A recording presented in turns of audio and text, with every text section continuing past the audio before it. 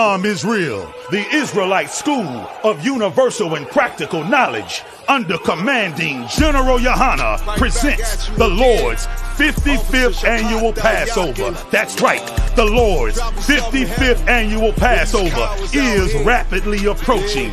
Commanding General Yohana is calling for all blacks, Hispanics, and Native Americans to remember what the Lord did for us by saving us from our oppressors and choosing us to be a special people unto Him, the real Jews and Israelites. Passover will be held in Durham, North Carolina. Pay your Passover fee. Anyone 17 years of age or older must pay $200. Come and enjoy fresh lamb, unleavened bread, and the Spirit of Christ. Can't wait to see you all there, Israel. Shalom. Cabins on streets and corners, all is feeling righteous. Real particular, nobody else there to compare to. Train for war, men of war, and warlike apparel. Prefer our leaders, can't get between us.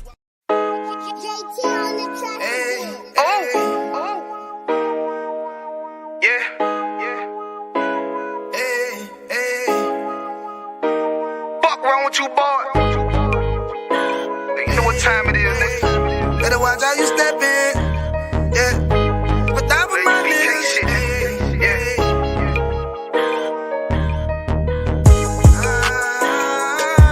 I'm in it, yo. Got my nigga Rewan with me. But that was my niggas, it'll be an honor. You know what I'm saying? Under commanding General Yohana.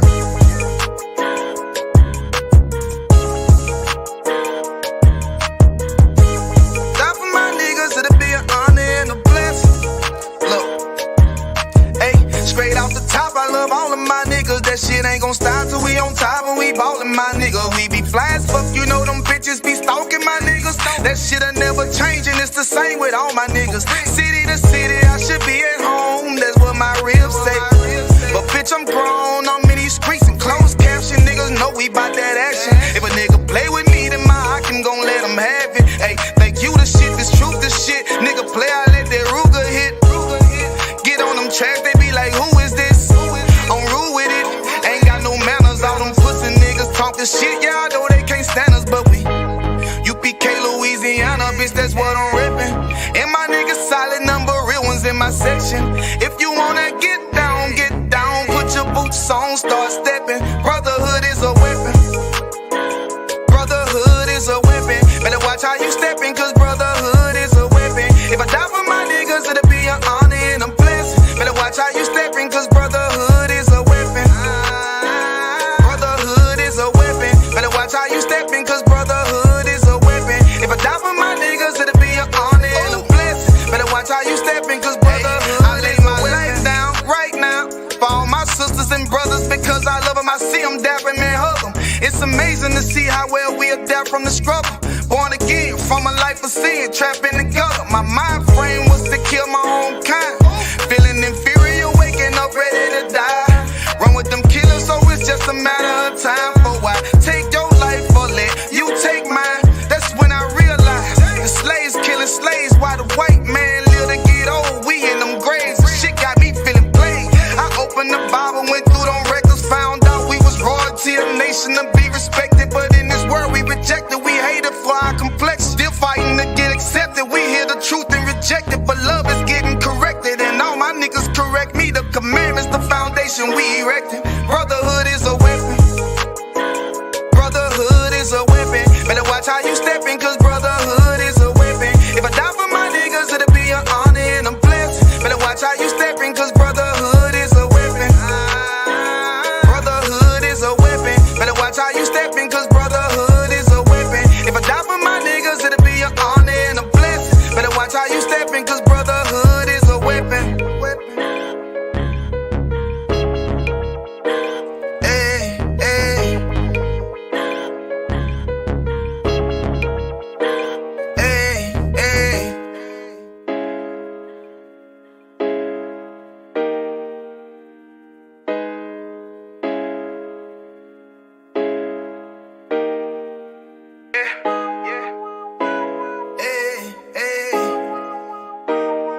wrong with you, boy?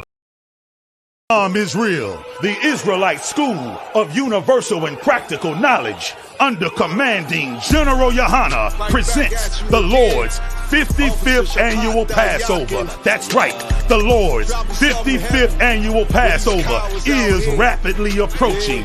Commanding General Yohana is calling for all blacks, Hispanics, and Native Americans to remember what the Lord did for us by saving us from our oppressors and choosing us to be a special people unto Him, the real Jews and Israelites. Passover will be held in Durham, North Carolina.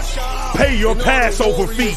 Anyone 17 years of age or older must pay $200. Come and enjoy fresh lamb, unleavened bread, and the Spirit of Christ.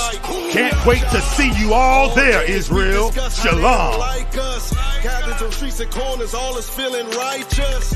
Real particular, nobody else there to compare to. Train for war, men of war, and warlike apparel. Prefer our leaders, can't get between us.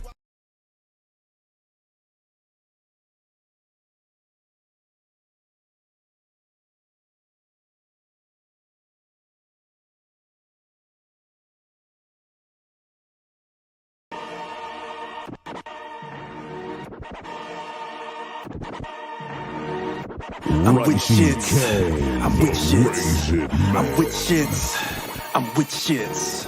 I view my adversary through a microscope as a small thing. They wax fat, we ballin'. Babylon keep falling. By all means, these saltines is cracker dust. Esau won't respawn. They the soul people we have to crush. They shackled us. We out the cuffs. It's short turn and slow burn till after dusk. My Caucasian plantation, those reparations won't amount to much. That blonde hair with them blue eyes and that pig flesh won't hassle us. Shawty hauling that hee-haw, cause that gluteus on Maximus. My whip drip on 100 thighs. We gunning down you runaways. They from the cave, not underpaid. I'm Munga slave. Just for fun, play Hunger Games. Put you in the front like you running things. Uriah. Any back talk, you kiss the asphalt, now sing it to the Messiah. You'll be auctioned off with the shipping cost. I'll purchase some good diaper. Bought my Donald Trump and my Richard Nixon. I'm Willie Lynch incarnate. Keep a short leash on you varmint. String you up if you brave-hearted. Only thing red, white, and blue will be your remains washed off of my garment. I'm with shits like Willie Lynch. I wanna see him hang. I'm with shits like Willie Lynch. I wanna see him hang. I'm with shits like Willie Lynch. I wanna see him hang.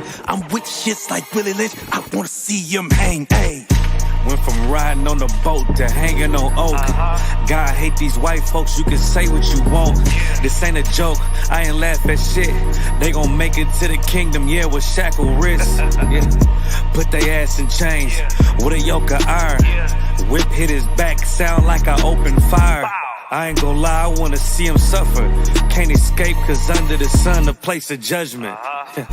Yeah, I got a perpetual hatred. They scared of replacement theory cause they destined for slavery. Yeah. You gotta hear this, the patience of the saints. Hell yeah. Many prophets desired to see that day. UPK, we gon' take the kingdom. He don't deal with other nations, he gon' plead with heathens. I ain't gon' stop until I see him in the cotton field. Yeah. Ain't no other option, I'm a diarrhea. I'm with shits like Willie Lynch, I wanna see him hang. I'm with shits like Willie Lynch, I wanna see him hang. I'm with shits like Willie Lynch, I wanna see him hang. I'm with shits like Willie Lynch, I wanna see him hang. I'm with shits like Willie Lynch, I wanna see him hang. I'm with shits like Willie Lynch, I wanna see him hang. I'm with shits like Willie Lynch, I wanna see him hang. I'm with shits like Willie Lynch, I wanna see him hang. Hey. Let's clap it up. Let's clap it up. Shalom, Israel. Shalom, Israel. Shalom. Yahweh Shem Yahweh Shah Barakathah to the brothers. Barakatham to the brothers. Yahweh Shema Alathan. Ba Shem Yahweh Shah to the sisters. Let's see what we got. What we got? We up live. We good. We on Facebook. We up live, we good. We on Instagram.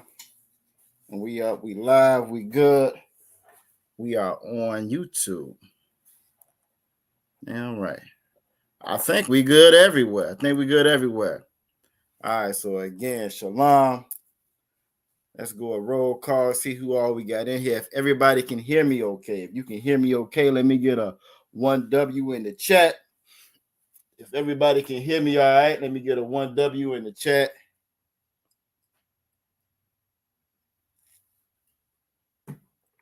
If you can hear me and you can see me, let me get a 1W so I know. All right, they're coming in. I think we good to go. All right, shalom, Israel. We are the Israelite School of Universal Practical Knowledge. Started out of 1 West, 125th Street, out of Harlem, New York, under Commanding General Yohana. And since 1969, we have been teaching the truth of the Bible. That truth being that all blacks, or so-called Latinos, so-called Native Indians, of Native Americans are God's chosen people. The same people that Moses led up out of Egypt. The same people that the Most High parted the Red Sea for. The same people that the Most High unalive, the firstborn of everything in Egypt. You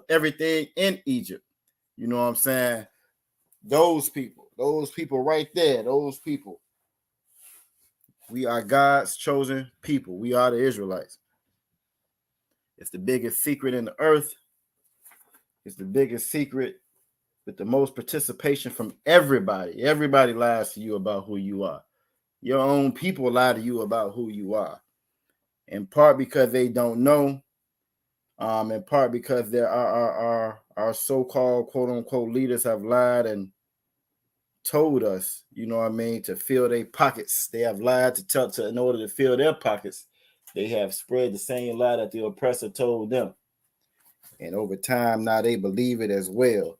And the ones who do know, well, them wicked bastards just don't want you to know who you really are. They like this place. They like Babylon. But in here, we teach the truth of the Bible. And we're going to do that. This is not your Christian church. We are not affiliated with any Christian organization. We also are not affiliated with any fake Israelite group. They got the little baby doll tassels on their shirt. I don't care if what letters, what acronyms they go by.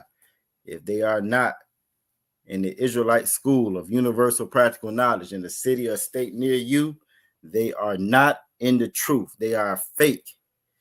You feel me? They are fake. They jump in line. They jump in these chats or these classes, and they jump in these threads, and they ask a bunch of questions and learn. Then they go and they chop up the breakdown. They chop up the scriptures. They do the same thing, essentially, what these churches do. You feel me? They lie. They twist to their own benefit for their own fame, glory, wealth, or whatever they get from it. But again, if it's not the ISUPK, it's not of the truth. So get the water for everybody being up in here. We're going to do a little roll call. I don't see anybody on Facebook as of yet. Instagram look a little naked as well, but that's all right. We got the YouTube family in here. Let's see who we all got. We got Sister Kenyessa checking in early and first. Yahweh Shema Lathan Ba'Shem Yahweh Shah to you, Akwaf. We also got Sister Aisha checking in as well. Yahweh Shema Lathan Ba'Shem Yahweh Shah to you, Sister. We also got Akwaf Ra'aya checking in. Yahweh Shema Lathan Ba'Shem Yahweh Shah to you as well, Akwaf. And we got my brother, Officer Mataza Akora, checking in. Yahweh Ba'Shem Yahweh Shah Barakatah to you, bro. Taught an awesome class. Taught an awesome class last night. And you are absolutely correct, Officer Mataza Akora. So they take from One West, but they don't got the strength to stay in the truth. And I couldn't sum it up no better. They take, they steal, they break down, they claim, they get out on the corner, they pretend. They do a halfway decent job of pretending until that fire get turned up. You feel me? They do a halfway decent job of pretending until brothers and sisters pop up unalive. You know what I'm saying? Following that false doctrine until you got them recruiting Africans all over across the world. You know what I'm saying? Perverting was exactly what these scriptures saying. You know what I mean? Again, for their own benefit. So you are absolutely correct. They take from One West, but they don't have the strength to stay in the truth. Yet they still run around here talking about some One West. But if you're not ISUPK, you are not One West. I can't stress that enough. This is tonight's Brotherhood class. The title of the class tonight, or topic of the class, title of the class, all kinfolk ain't your kinfolk. And I know we've heard that saying before. But as we get further and further, closer and closer to this deadline, to this time, to these end times, you know what I'm saying? It's going to get worse and worse. And it's going to become more imperative that you are able to discern and identify, you know what I mean, who with you and who against you. And again, that's something like I put in the title, that's something that we struggle with.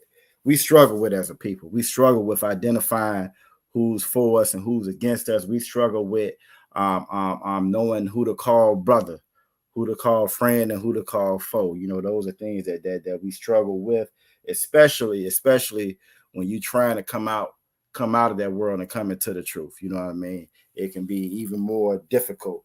And that's one of the reasons why we make sure we let it be known we're not affiliated with none of these any of these other groups, because they make that journey that much longer. They make it that much tougher. They make it that much harder. You know what I'm saying, to discern what is and what ain't. But we're gonna talk about it tonight. We're gonna get a couple of precepts, break a couple of things down tonight, and hopefully by the end of the class tonight, you'll be able to identify. You know what I'm saying? You'll be able to identify a lot better who is friend and foe, who is brother and sister, who is for you and who's against you. You know what I mean? And so again, the water for everybody being in here tonight. I see Officer Malak. I see Officer Malak checking in on Facebook. Yahba Shimmy Yahba Shabba Rakatha to you, sir. You know what I'm saying? It's good to see you there. Out of KC, part of that KC4. Represent us well, hold us down well. That's a brother I know is for me.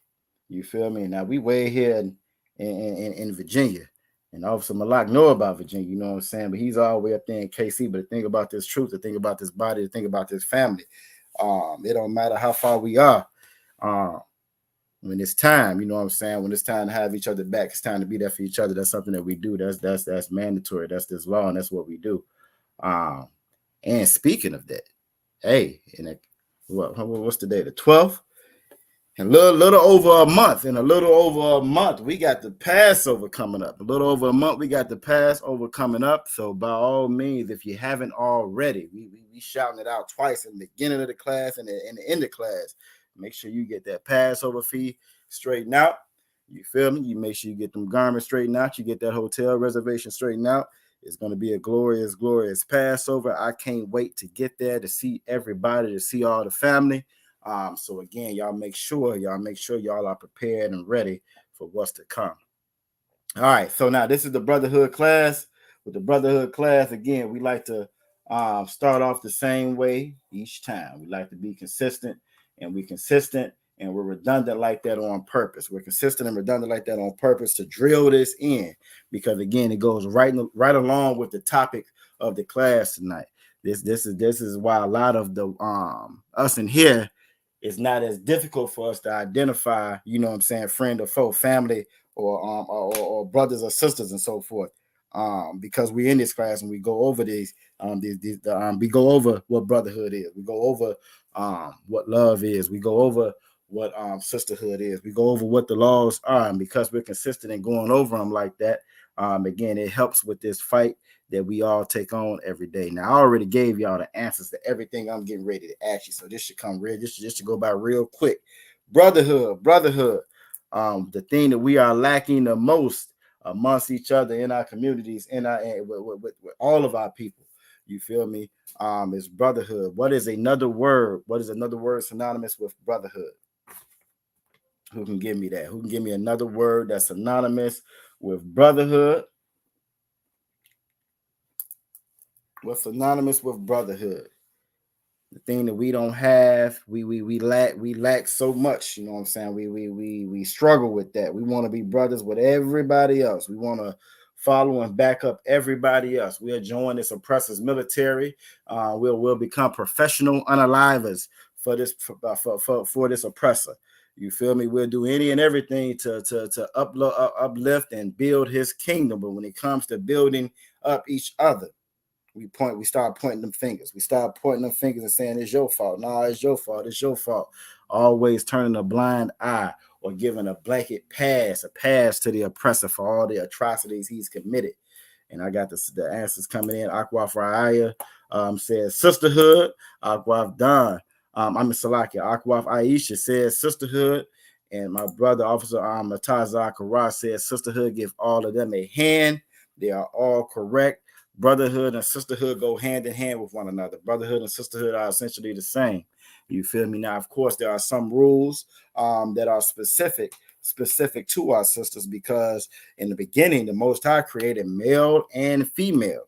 He created male and female. Now, if you're going by American standards, if you're going by this oppressor standards, he got 72 recognized genders that they've created, because they always try to show up the Most High. They always try to one up or be better than, or replace the Most High. And we know that can happen. We know that that the Most High is the author of all things, but not confusion.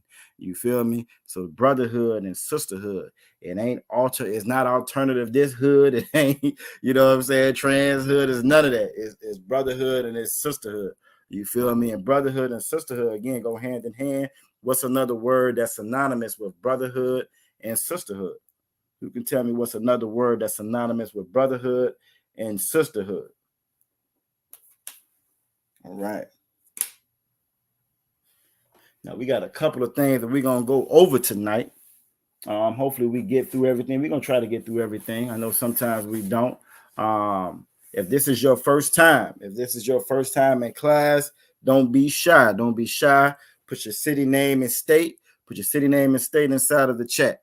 I ain't get a chance. I normally try to get out and try to send out a request, to some of the quote unquote family. You know what I mean? But by this time, they've gotten enough of them where if they didn't put a notification reminder or alert on that, they don't really read. I don't think they really care too much about it anyway. So I ain't finna break no sweat. You know what I'm saying? Trying to get it out this time. You feel me? But if this is your first time and you are tuning in, by all means, make sure you put your city name and state inside of the chat so we know how to address you. You get credit for coming to class. You know what I mean? And again, and this is not the Christian church. So if you have any questions whatsoever, you ask that question and you're going to get an answer. Now, one thing we don't do in here, we don't make up anything in here. Everything is by the book. And when I say the book I'm referring to is the Bible, that King James 1611 version, which is going to be the closest thing to the translation. We don't modify, we don't add, we don't amend, we don't put it in our own words, we don't give you our own thoughts or opinions. You know what I'm saying? It's thus said the Lord, and that's it.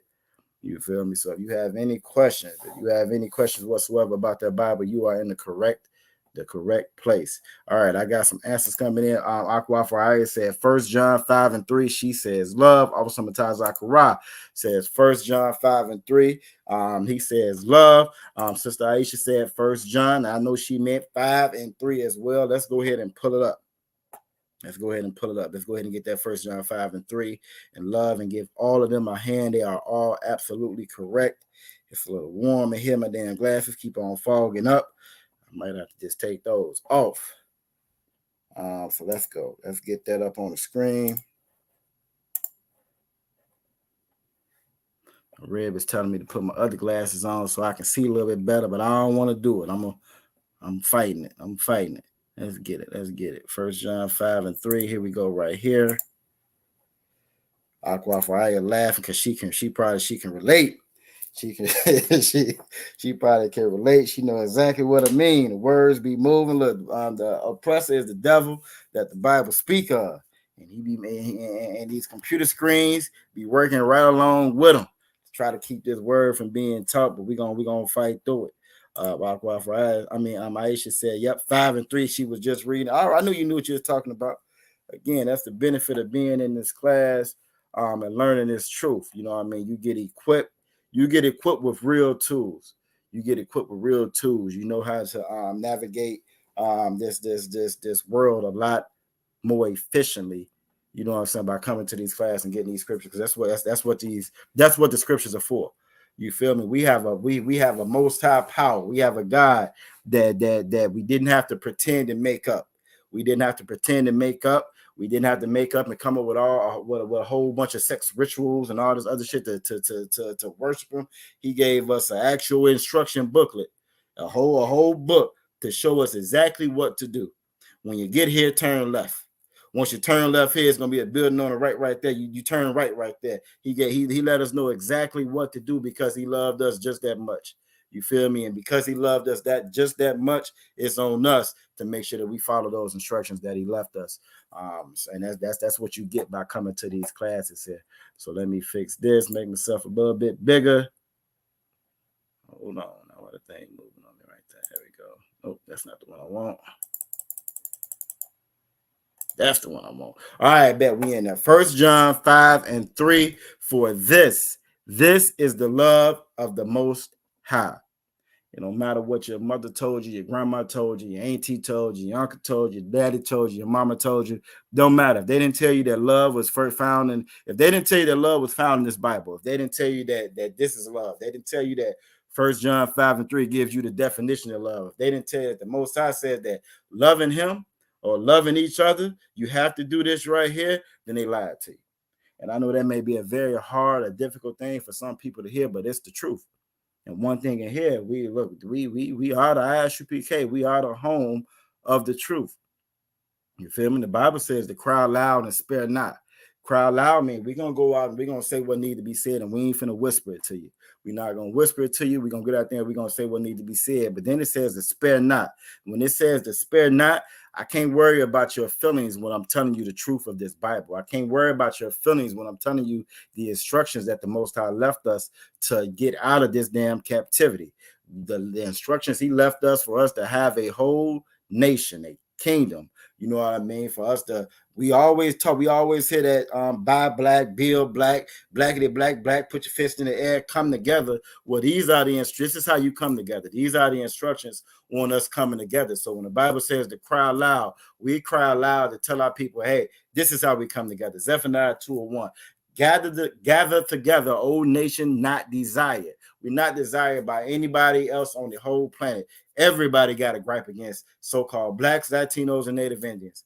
Some of the most humblest people there is. They always holler about black on black crime when they're harming us. When they're harming us. Notice I didn't say when we were harming them, but when they're harming us, when they're unaliving us, they go, well, you do it to yourselves too. Why? Because that's we are the we are the ones that should be in charge of this earth. You feel me? Nobody is like us. Nobody has compassion like so-called black, Latino, Native Indian people. Nobody has sympathy or empathy like so-called black, Latino, and Native Indians. Nobody does. Nobody does. And nobody can love with the capacity that the Most High gave us like so-called blacks, Latinos, and Native Indians. Unfortunately, we take that love that we have and we give it to everybody else, and we don't give it to each other. But right here, it's telling us for this right here is the love of the Most High, that we keep his commandments. You feel me? We keep his commandments. It's not about just you and yours. It's not about your block, your hood, your family. It's not about that. It's about us as a nation. And in order for us to love the Most High, in order for us to love one another, we have to keep these commandments. And then it says his commandments are not grievous. His commandments are not grievous. You feel me? So in order to love, you got to keep these commandments, and they're not hard to do. You feel me? So now, normally at this point, I always ask, you know what I'm saying, give me a couple of commandments. We're going to switch it up a little bit. You feel me? Part of the commandments is not to mess with another brother's wife, or our sisters, not to go from man to man to man to man. What law is that? Because it says that these laws aren't grievance. It says that this is how you love the Most High. Let's see if we know how to love in here. What law is that? What law prevents me from throwing a sister away? What law prevents me from messing with sleeping with a sister that has a husband? What law prevents that sister from leaving that husband and going and mess with another and sleeping with another man? Who could tell me? And while y'all telling me that, Yahweh Shema Lathan Ba'Shem Yahweh Shai, the Akwaf the honor, always checking in, representing Charles City. Good to see you here tonight, sister. And then my brother, Trooper Kazakia. What's going on? Trooper Kazakia is in the building. It's always great to see you in here. What's going on, warrior? Yahba Shem Yahweh Shabarakatah. You feel me? So what law is that? What law is that? Because one thing you're gonna find in that church, one thing you're gonna find out in that church is they don't know. Well, actually, in that church, they teach that the laws are done away with. They teach you that the laws are done away with, which makes absolutely no sense whatsoever. You can step on one of their damn shoes. You step on one of them wingtip shoes. You feel me? And mess up some of them gaiters or that leather. You know what I'm saying? Spill something on one of them damn suits that they got on. Ruffle up one of their ties or bow ties or whatever the hell they wearing, and I guarantee they're gonna have an issue, have a problem with it. But if there's no laws, right? If it's no laws, well, everything goes. If there's no laws, what you offended for? If there's no laws, I should be able to do any and everything that I want to do. Should nobody have a problem with? So just in saying that, you see how simple, how childish, how that makes no sense whatsoever. Us living in a world without any kind of laws, any kind of rules, any kind of order, it makes no sense whatsoever. None whatsoever. So again, I'm gonna ask again, what's the law that prevents me from messing with another sister that sleeping with another brother's wife? Or what's the law that prevents that sister from going from leaving her husband and going to sleep with another husband? Right? What's that law? What's that law? And give Officer Mataza Akara a hand. He says, Salakia, do not commit adultery. Adultery. That's going to be the law of adultery. See, in the church or in this world, in this kingdom here, they teach you that adultery is if a man have another woman or gets another wife. You feel me? If he sleeps with another wife. Well, we know in here, we know that monogamy. We know that monogamy here, what they teach us, what everybody teaches, what the Romans told us, what America teaches us, what's the law here? Well, that monogamy, that's adultery. Because what's going to happen when you have a quote unquote monogamous relationship? You have a monogamous relationship. He's with her, she's with him, whatever. They see somebody else they like. What they do? She either gonna leave him to get with the next man, or he gonna leave her to get with the next woman. That's adultery in the Bible. You feel me? That's adultery, just like Officer Mataza Akara just brought out. So by trying to follow these other nations and follow the guidelines and rules that they've set in place for us, we go against what the Most High said. You feel me? So now you done left a sister. You feel me? Or now that sister done left a brother. That's not love. That's not love. Love is she still hurt that wife staying with that husband. Well, love is that husband, if he does get another wife, he stay with both of them. That's love. That's the way the law is supposed to be. That's how it's supposed to be. We've gotten so caught up with following these other nations, right? We're following these other nations. We don't even realize how we hate each other. And hate is just the opposite of not loving. Hate is just not loving. You feel me? Hate is just not loving. All right, so we talked about that one. I said, what's another one? What's another one? And this kingdom here, it's legal. It's legal for a man to be with another man, for a woman to be with another woman, for a man to say he's a cat or a furry. You know what I mean? It's 72 different genders here that are all legally recognized here in America. They got pronouns here. They got pronouns here. What law is that in the Bible that tells me what law is it in the Bible that tells me that that's not legal or that's not right? That an alternative lifestyle is against the Most High. How do we know that? What law is that? Who can tell me that? How do we know that that's not of the Most High? Because you got quote unquote, y'all can get on your phones or your computers or whatever and Google right now. You got what they call queer churches. They got a whole queer Jesus doctrine that they teach. You feel me? You got alternative churches. You got all kinds of churches and religious institutions, you know what I'm saying, that pretend that they giving you the word of the Most High, but it's perverted. It's perverted, it's twisted, it has nothing to do with what's inside of that Bible.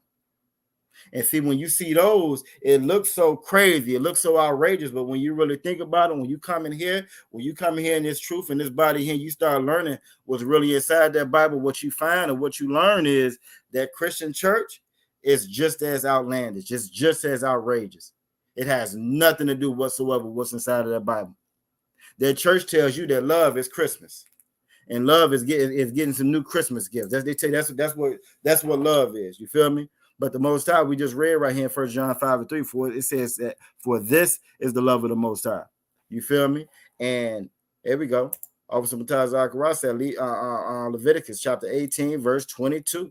Let's pull it. Let's go ahead and pull it. Leviticus chapter 18, verse 22.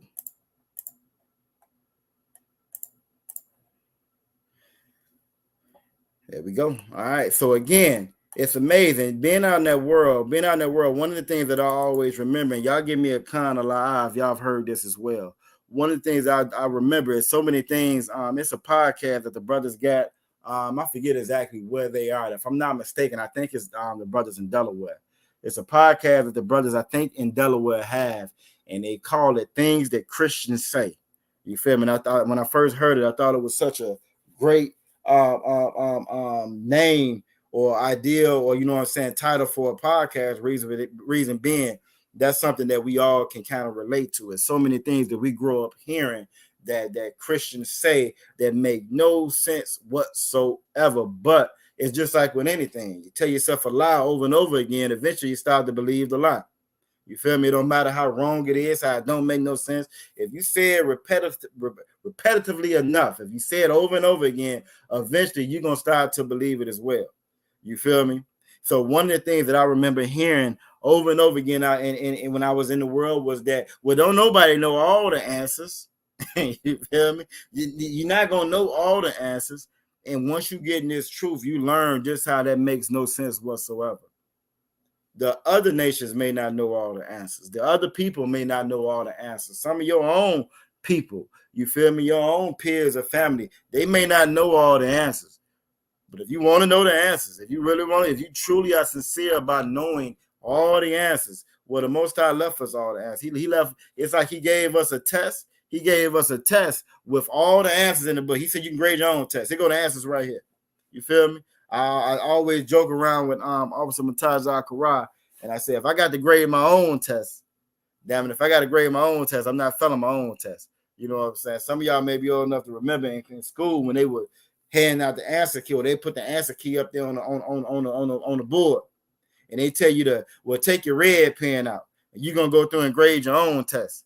I don't think I've ever failed a test that I graded myself, my own test. I don't think I've ever failed my own test. You feel me? You know, sometimes you got to pass those around to other people. And, you know, depending on who you pay, tell them what that damn grade is by the time you get back. But if I got to grade my own, I'm going to pass this test. And it's the same thing when it comes to this Bible right here. There's no reason or no need for us to fail this same test we've been failing since the beginning of time, since Adam's time. Over and over and over again, we failed this test. Over and over again, we failed this test. There's no reason for you to fail this test when you got the ISUPK right here teaching you all the answers. There's no need to fail this test when the Most High have left all the answers right there in front of you. All you got to do is jump in class and learn it. You feel me? Officer Mataz Zachariah said Christians don't want to know the answers. Damn right. They close up the book, close their eyes, and say, I'm going to put it in Jesus' hand. Jesus, take the wheel. You feel me? Matter of fact, I think they might just take the pen or the red pen and lay it on the test and say, let Jesus take the wheel. Like it's going to magically jump up and start circling things. And it just don't work like that in real life. But this is what we've been taught inside of that Christian church. You know what I'm saying? This is what we've been taught inside of that. We also got Trooper Kazaki said fornication is considered adultery. You might be a little bit behind in the class, but you are absolutely correct. Fornication is considered adultery as well. You feel me? And that's again, like we had covered. That's that man leaving that wife to go sleep with another, leaving his wife to go be with another woman. You feel me? That's going to be considered adultery. Also, the Most High also considers it when we leave Him, when we 304 on Him. You feel me? To go follow these other nations, follow these other religions. You feel me? That's adultery. If you smoking weed, that's adultery.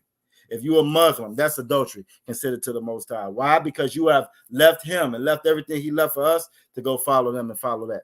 Or follow that other deity, that other false idol, that God that you're following. You know what I'm saying? So you're absolutely correct. Get that brother a hand. Yahweh Shema Lathan Bashim Yahweh Shad Aqua for 9 in the building. Let's go ahead and get this. Let's go ahead and get this law right here that Officer Matazar Karada pulled. This is such a good one that he pulled right here. Leviticus chapter 18 and verse 22. Leviticus chapter 18 and verse 22.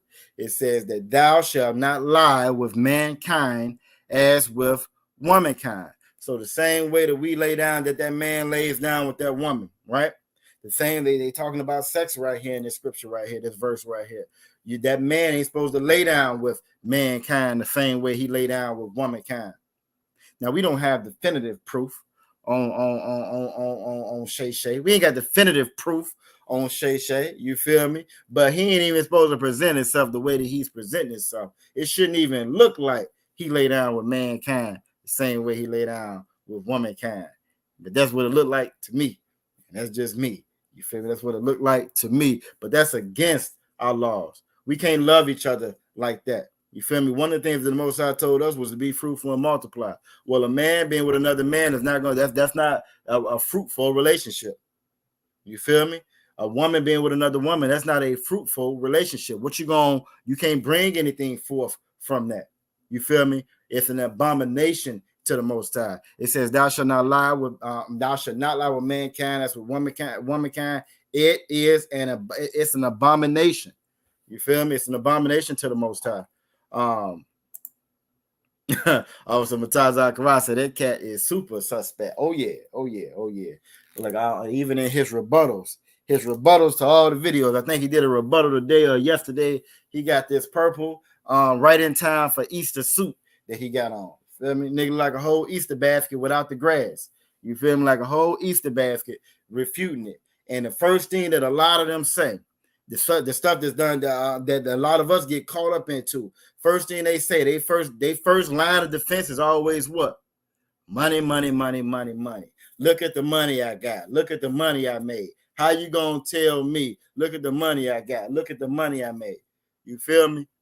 But the Bible says, the Lord told us something different. The Lord told us that it's easier. Matter of fact, Christ said it. Christ said it's easier for a camel to go through an eye of a needle than for a rich man to enter into the kingdom of heaven.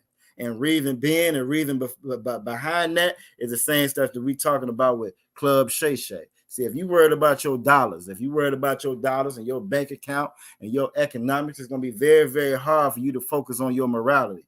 It's going to be very, very hard for you to love one another, because as we just read in 1 John 5:3, love requires you to follow these laws, statutes, and commandments. Can't be no movie star as a man kissing on another man, which a lot of our brothers do, right? For that check, which a lot of them do for that check, which a lot of our sisters do for that check. You feel me? By chasing that bag, you got to leave your morals at the door. You feel me? It's a race. You can't really take your morality on with you. You can't take the laws, statutes, and commandments with you when you in that race for that bag. It's gonna weigh you down. It's gonna slow you up. Hell, it might even stop the whole race. You feel me? You can't even run no more, right? Because the Most High gave us laws, statutes, and commandments in order for us to follow, in order for us to love one another.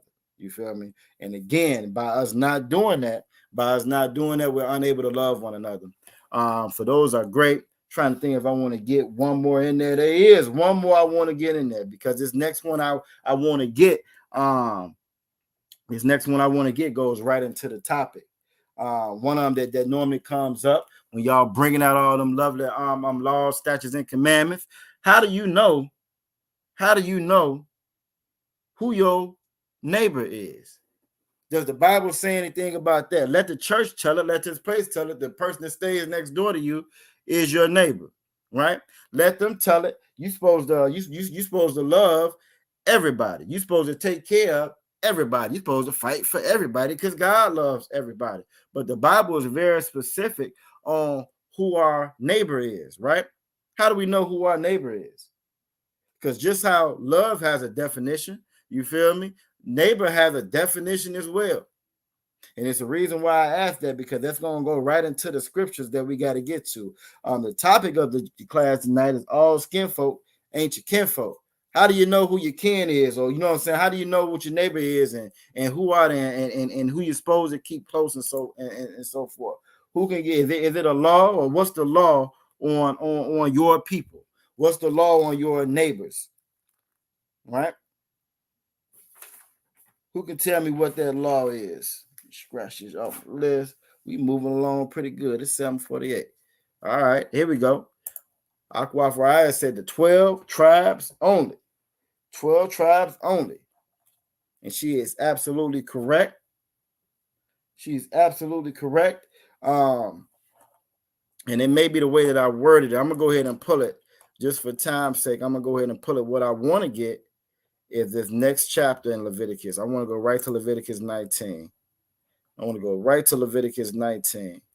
And I want to go to Leviticus 19. And we can start at 17. We can start at 17. So I guess the way I probably should have answered it was, can we hate one another? Is it okay for us to hate one another? That should have been a question that I asked. Is it all right for us to hate one another? Yes or no?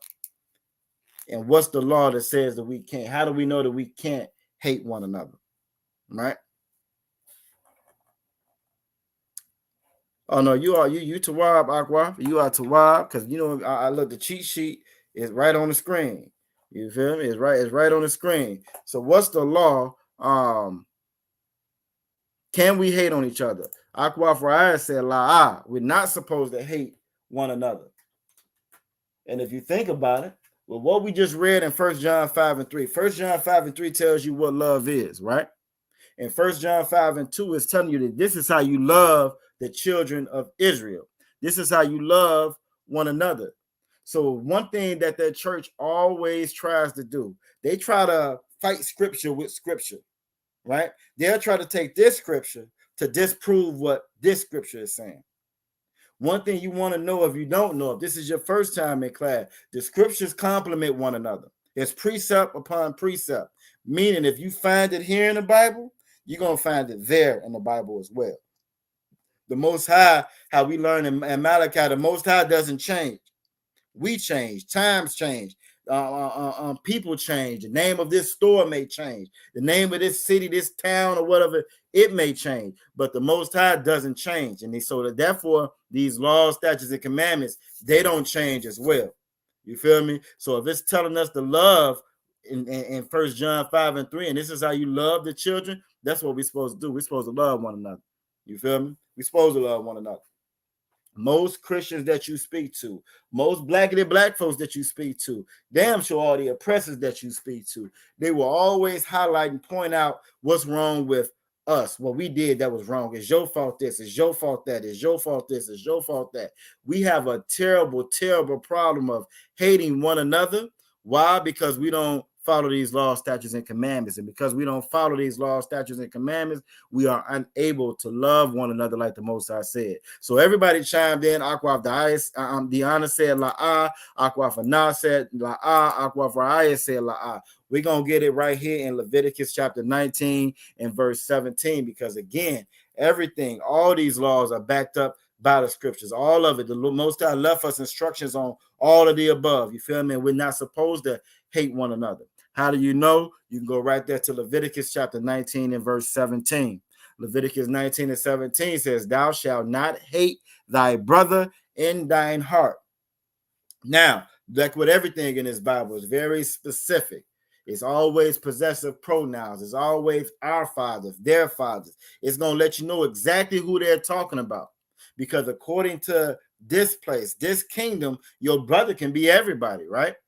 Right? If you're in the military, those are brothers in arms.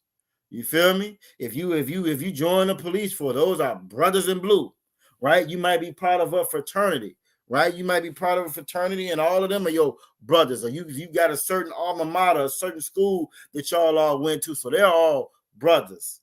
You feel me? But that's not necessarily what the Bible says. The Bible says it's gonna let you know who your brother is. So when it's saying that thou shalt not hate thy brother, because like when a lot of Christians, like I'm gonna ask y'all, when Christians hear this scripture right here, right? When Christians hear, when Christians, Muslims, anybody else is outside of the ISUPK, when they hear this scripture right here, Leviticus chapter 19 and 17, and it says, thou shalt not hate thy brother. Who do you think they think that's referring to?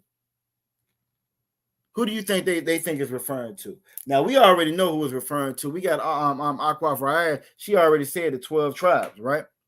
Who do they think that's referring to? Who do they think that scripture is talking about right there?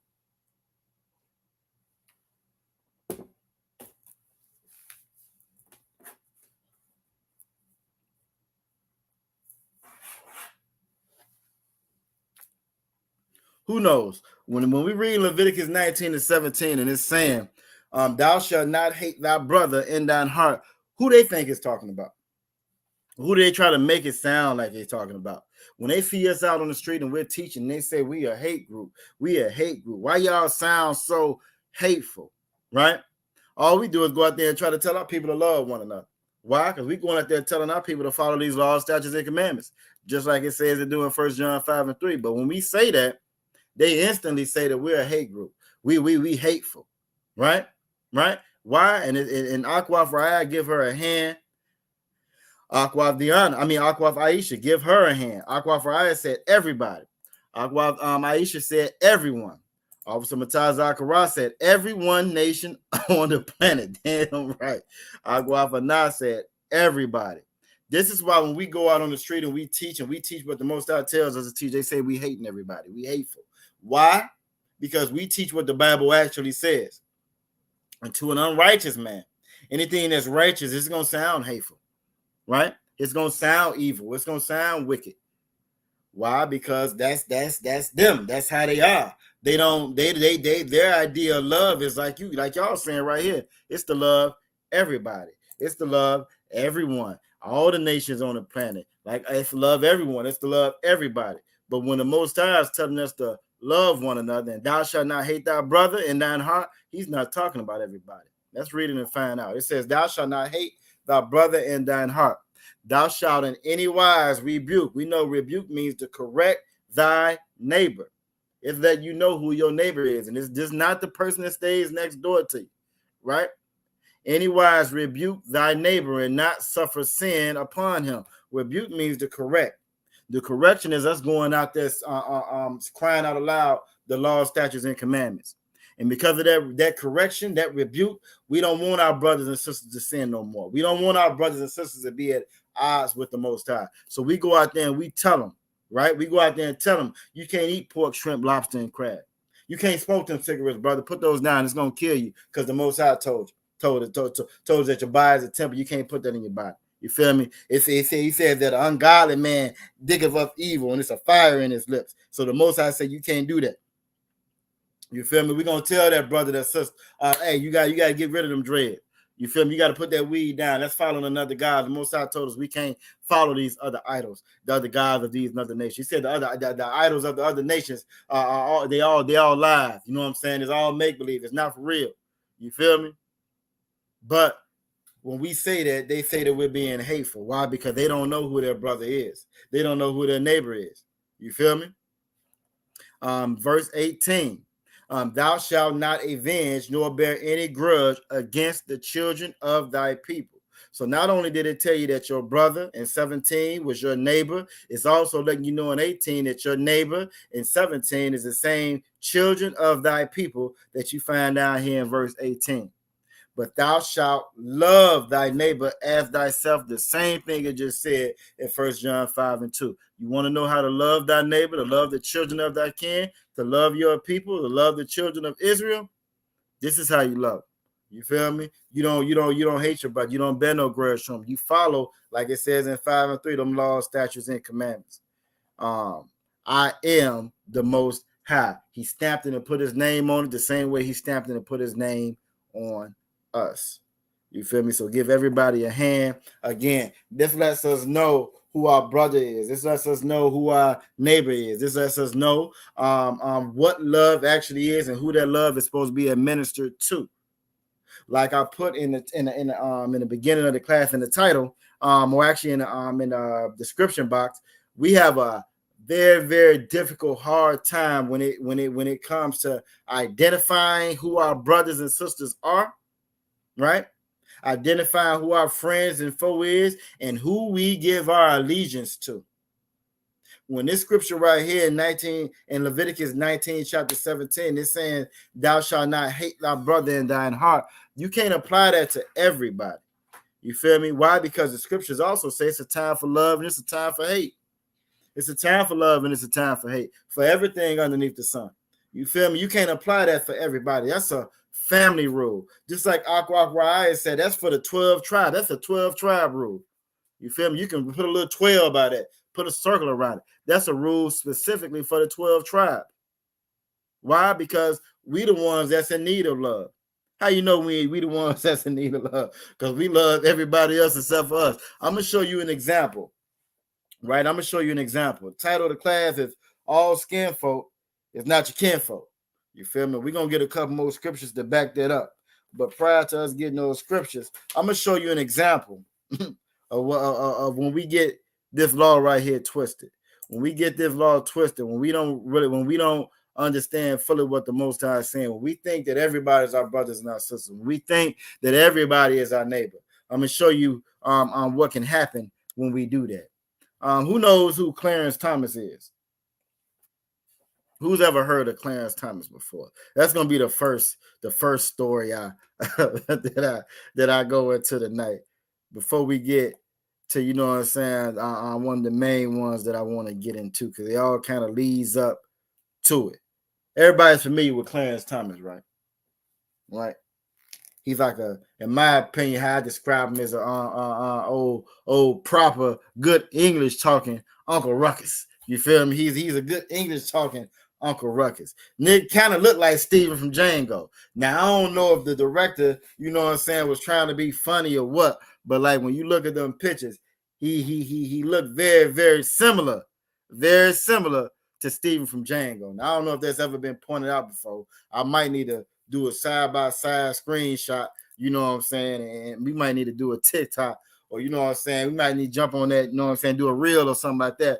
Officer Mutaz Karai. Officer Mutaz Karai said, Khan, that nigga is horrible. He is absolutely horrible. He's horrible.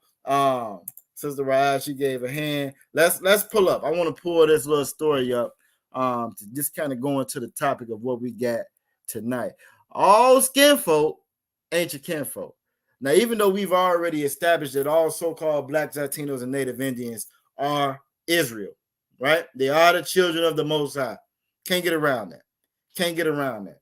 But again, this Bible that the Most High left us, these instructions that the Most High left us, he left us a bet. Like I said, it's when you go down this street, if you see a sign right here and a can right there, you go. He left us specific instructions to deal with every situation. You feel me? But let's go ahead and get this in case y'all haven't seen it before. Now, y'all know who Clarence Thomas is. Do y'all remember Crystal Clanton? Anybody remembers Crystal Clanton? Some months back, maybe about a year back now, Crystal Clanton, Trooper Kazaki said he made us look bad. Trooper Kazaki, if they ain't in the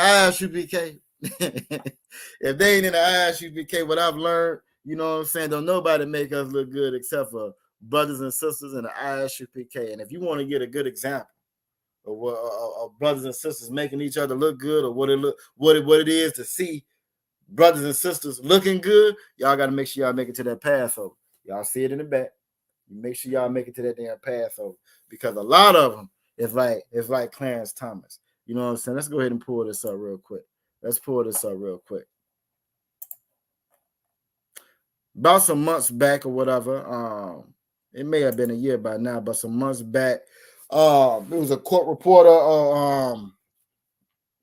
Salakia, lady that worked in the court. She had sent some racist emails or text messages saying, I specifically, I hate black people. You feel me? This is what the Caucasian lady, what the oppressor lady put in the text messages. It got caught, it got found out, somebody reported it, so forth. She ends up losing her job, right? And then we fast forward to 2024. Let's get it. Then we fast forward to 2024. I'm going to read a little bit of it. Hopefully y'all can see, everybody can see that on the side. Surprise, surprise. We know that the title that they've given a lot of these these she-saws, these oppressor women, and like Officer Mutaz Karai has brought it out several times in classes before. A lot of times when we think about slavery. We think about all the atrocities that happened during slavery. A lot of times, the woman, that white woman, that Caucasian woman, that oppressor woman that's on there, she gets overlooked. But what we've learned from Officer Mataza Karaj's class is that was the main one who owned a lot of the slaves. A lot of your ownership, proprietorship that came with the bulk of slaves, she owned them.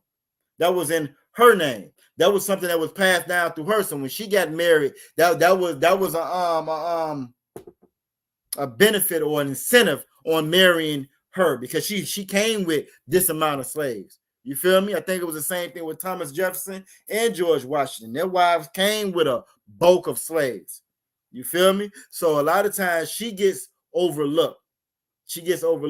But again, from coming to Officer Mataza Karaj's class, we know that she was just that guilty. And a lot of times, she was one of the most deadliest, bloodthirstiest, savage ones on that plantation. In Virginia, there was a whole act, a casual unaliving. Now, they didn't call it unaliving, but a casual unaliving with a K act. You know what I'm saying? Specifically for them, because they was unaliving so many doggone slaves. And this particular act or law that they passed made it so that you couldn't prosecute them for unaliving slaves because they got mad, lost their temper, or whatever so be, in their disciplinary or whatever it was. Because they were doing it so much on a wide scale like that. You fast forward now to 2024, they don't have a plantation to take out all of their frustrations. Then you add cameras. You add little mobile cameras on everybody's phone. So a lot of these quote unquote Karens are getting caught. They're getting caught. And in this particular one here, she got caught because she was actually sending text messages. You feel me? It's telling you how she felt about us. But it said, surprise, surprise, the Karen who said, I hate black people, just got hired by Clarence Thomas. And we already said it. Now this was 24. This came out during Black History Month. Go figure. We just got out of Black History Month, and so the way that Clarence Thomas celebrated Black History Month was he hired this black lady, this white lady who got caught again stating that I hate black people in our text messages. And the way that he celebrated Black History Month was by hiring her. Let's read a little bit of the report. Crystal Clanton, the white woman who went viral. So it wasn't no secret. It wasn't like she came in there and lied on her application or nothing like that. She went viral. Everybody knew about it. When that story came out, and when it came out, everybody saw it, for sending racist text messages. So she bold with it, real bold with it. I hate black people. Got hired as a law clerk. Now you got to keep that in mind. Clarence Thomas himself is a Supreme Court justice. You feel me? Think about a Supreme Court justice or a judge in general, period. They sit on that seat forever. They sit in my path in legislation and law forever. Think about him in his particular position being on that Supreme Court. He's at the court, the highest of the highest of the highest court. So when they can't figure something out in this court, or when somebody appeals something in this court, it kicks up to the next court. It's going to go to that Supreme Court of that city, that state or whatever. And if they can't settle or resolve it, it'll get kicked up to the federal, to the big Supreme Court. Well, this is where Clarence Thomas sits at. You feel me? And a lot of Christians were so proud. A lot of Christians were so proud of him getting on that. You feel me? I mean, when you look at his history, what y'all may not know, when you look at his history, he was a strong civil rights advocate. Matter of fact, he was along the lines of like the Black Panthers. It was a whole group and I maybe I should have pulled it up. A whole group, a black group that he was a part of. You feel me? Before he became Judge Clarence Thomas.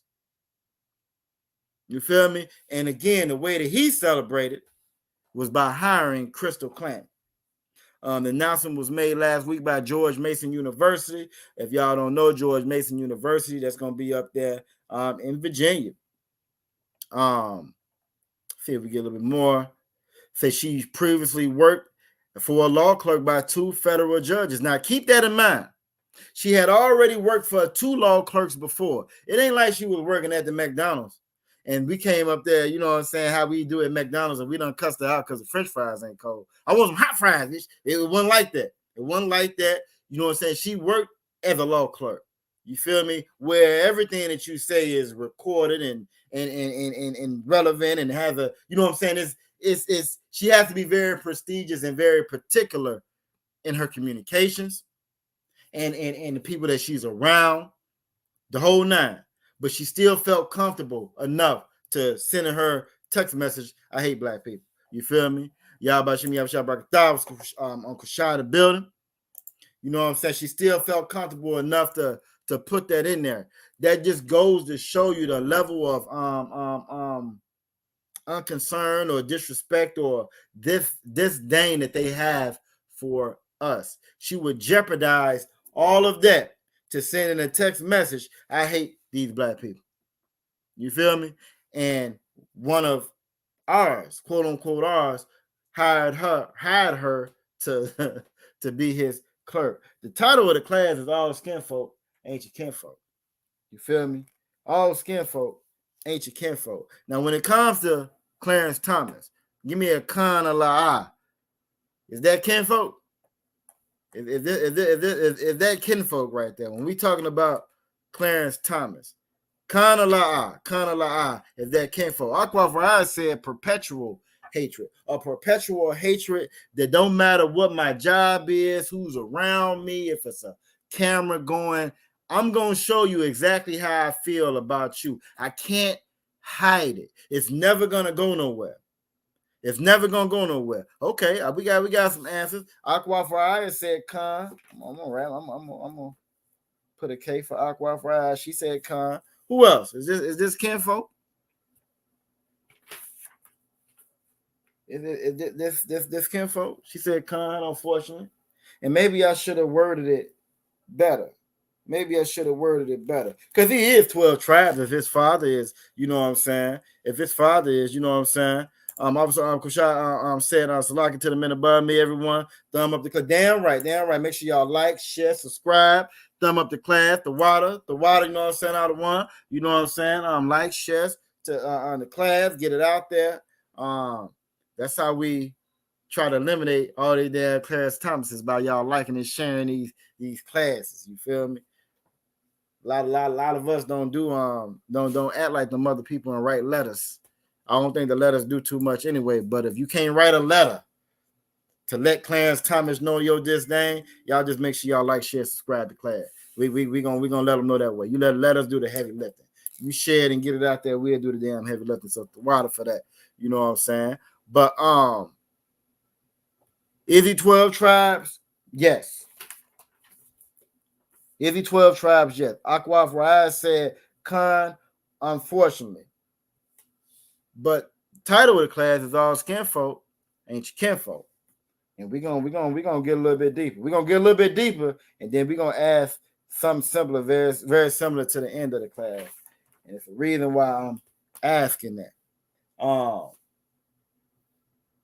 We have a very hard problem with identifying friend or foe, with identifying who to trust, who not to trust, with identifying kinfolk. This my brother or that's my brother. We have a very, very hard time discerning that. I want to pull a scripture. Trying to see which one I want to get first. First off, let's get Ecclesiastes. Let's get Ecclesiastes chapter 13. We're gonna go to Ecclesiastes chapter 13. Let's get it.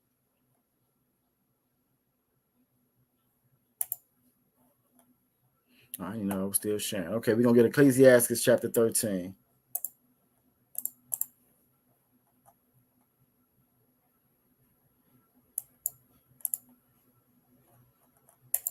Share that. Unfortunately, we got a lot of Clarence Thomases in our community. Now, when it comes to loving them, we gotta love them because they are ours. You feel me? We gotta love them because just like us before we got in this truth, before I got in this truth, that old man of mine, sometimes I think about the things that old man of mine was into and what he did.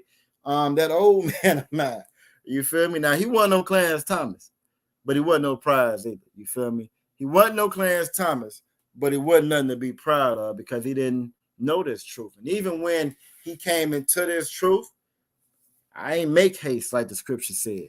You feel me? It took me a little while. I got lost in the wilderness like we did coming out of Egypt. Got lost in the wilderness for a little bit until I found that path again. And Most High in Christ, you know what I'm saying? Barakatah with Yahweh Shai, to the Most High, that he didn't remove or take that spirit or his spirit away from me.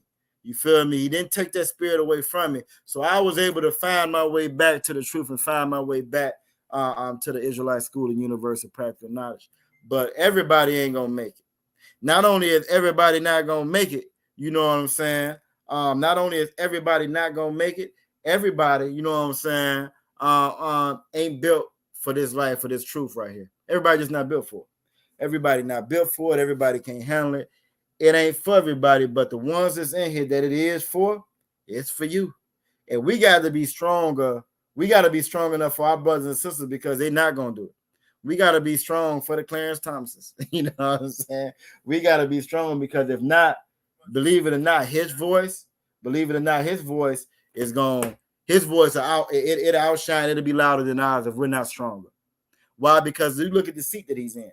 He's able to pass laws and judgments that theoretically can last, which in the past has lasted 25, 30, 40, 50 years, pretty much the lifetime of them.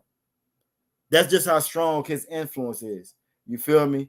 Give me 1 second. I just had a request. So let me share this real quick. Not that I don't expect anybody to get up in it, but I'm gonna share it anyway. All right, bet, cool. All right, cool. We got it. They getting class. They're getting class. If not.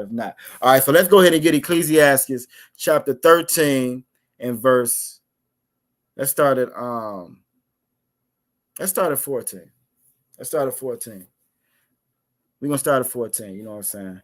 Ecclesiastes chapter 13, verse 14. It says, "Love the Most High all thy life, and call upon him for thy salvation."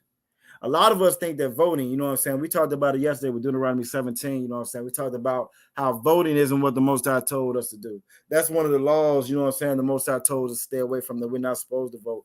And it's telling us for our salvation, we should be calling on the Most High for our salvation. You feel me? We should be calling on the Most High for our salvation. Loving the Most High, that's keeping them laws, statutes, and commandments. So to sum this verse right here up, keep them laws, statutes, and commandments for the rest of your life. You feel me? That's how we call on him for our salvation. That's our salvation. Our salvation is not going to be found in voting, because when we get to voting, you got fools like Clarence Thomas is going to hire, you know what I'm saying, Crystal Clinton. He going to hire one of them that got that perpetual hatred, like Aqua Fry said, that don't even mind displaying that perpetual hatred. Now, and he gonna hire her to work for him and his law clerk that's gonna be there theoretically for the next 30, 40, 50 years. You feel me? For us, the truth that those scriptures tell us to follow these laws, statutes, and commandments, and we call on him for our salvation. But verse 15, that's the one I kind of wanted to get to. It says, "Every beast loveth his kind." His like, Salakia. Every beast loveth his like. You feel me? How we always hear, I love it when I hear Captain Knott's out the shot getting here and he break that joint down and he be like, you know what I'm saying? The birds like other birds, you know what I'm saying? The dogs like other dogs, the cats like other cats. You feel me? That's how it is in nature. Truth be told, it's like that with the other nations. You may have a quote unquote white friend at work. Right? You may have a quote unquote white friend at work, and let's say you invite them to the cookout, right? They come to your cookout. Hey, what's up, yo? You know what I'm saying? And y'all have a good time. Then he'll mess around, invite you to his cookout.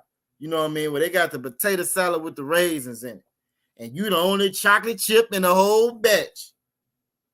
If you've ever been in a situation like that, you'll see real quick that every beast loveth his like, and every man loveth his neighbor. You feel me? You will see it's gonna be a difference, a shift in that attitude and how they treat you and how they speak to you, how they respond to you when they're around each other, as opposed to when they're around you and yours. The only people on the earth that don't do that don't love their own kind, that don't love their neighbor, even hell know who their neighbor are so-called Blacks, so-called Latinos, and so-called Native Indians. All the other nations, they when they're around each other, they're happy, they're content with being around each other. We are the only ones. I've never heard that in all of my years. I've never heard another nation of people say, "Oh, I can't stand my people. I don't like to be around my people." I remember a brother telling me, "Man, I wouldn't want to be in the world." I'm sitting there trying to talk to him. This is some years back. You know what I'm saying, about the truth. I don't know if I would want to be in the world. Well, it wasn't nothing but black people. And I looked at I looked at him like he was crazy. You know what I'm saying? Because to me, that seemed like ideal. That seemed like heaven. It had never even crossed, that thought had never even crossed my mind to say I wouldn't want to be here when it was just us. It just didn't make any sense to me. And that's when, again, I started to see how all skinfolk ain't your kinfolk. You know what I'm saying? All skinfolk is not your damn kinfolk. It was so foreign to me when he first, it just really caught me off guard when he said it. Because I was like, I've never thought that before.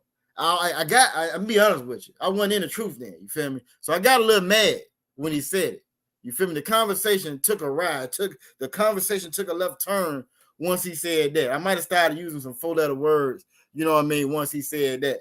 You feel me? Reason being, that was just so foreign. It just didn't make sense to me that somebody would actually feel that and then be bold enough to say this shit, to say it out their mouth to begin with. You feel me? But so-called Blacks, so-called Latinos, so-called Native Indians, because we love this oppressor, we don't follow these all statutes and commandments, we don't love one another, and we don't do what these scriptures say. It says, every beast loveth his like, and every man loveth his neighbor. We just got through reading Leviticus 19, chapter 17 through 18. We know who our neighbor is, right? We know that our neighbor, like Akhoff Rise said, those 12 tribes. Clarence Thomas, unfortunately, that's a neighbor. You feel me? He's part of the family. Part of the family. But even though he's part of the family, like the title of the class say, all skin folk ain't your damn kinfolk. Yes, he's part of the family. Verse 16 says, all flesh consorteth according to kind. Right? According to kind. And man will cleave to his like. Man will cleave to his like. So if that's the case, right? If that's the case, if every beast loveth his like, we know the Bible don't lie, and every man loveth his neighbor, right? And all flesh consorteth according to kind, and a man will cleave to his like. If that's the case, why did he hire her? Who can give me an answer? Who can tell me? I ain't never seen that before. That just popped up. That's different. How did that happen? Oh, I just learned something new. All right, but how did that happen? Why did he hire her? If that's the case, if every beast loveth his like, and every man loveth his neighbor, and all flesh consorteth according to kind, and a man will cleave to his like, why did Clarence Thomas hire Krista Clanton? Aisha said that's very true. So you done ran across some of them graham crackers too, huh? I call them graham crackers. You done ran across some of them graham crackers as well. You feel me? Aqua said every family got that one cousin they mad coming to the cookout. Look, damn right. It's always that one. They pronounce all their R's. They speak through their nose the whole time. Oh no, I don't drink. You feel me? They don't know how to look. That's that one cousin that don't know how to play spades. They can't play spades. Their spade game is terrible. They don't know how to play spades. They don't see the fun, I don't understand why everybody sits around. They don't see what you get out of a good game of spades. They don't even understand. You feel me? That one cousin, and that's who Aqua is talking about. She know Nick can't play spades, save his life. If you got to pick a partner, they are not getting picked. You feel me? Oh, I'll play, but you're gonna have to explain the rules to me. Nah, that's all right. I'm gonna sit this one out, man. I ain't got to play. You feel me? Officer Mataza Akara said because he wants to be an oppressor. That's true. That's true. Yet, if now that's correct. It's a precept that I'm looking for. It's a precept that I'm looking for. Every beast loveth his like, every man loveth his neighbor. All flesh consorteth according to kind, and man will cleave to his like. It's a precept that I'm looking for. I hadn't even wrote it down. I'm gonna find it right now. You feel me? Because it's right on time. It's right on lines of what I just asked. Let me go ahead and get it for you right now, because I know y'all gonna answer it for me in the next 30 seconds. Probably gonna beat me with it. But who knows? Why is that? Officer Mataz are correct. He does want to be an oppressor.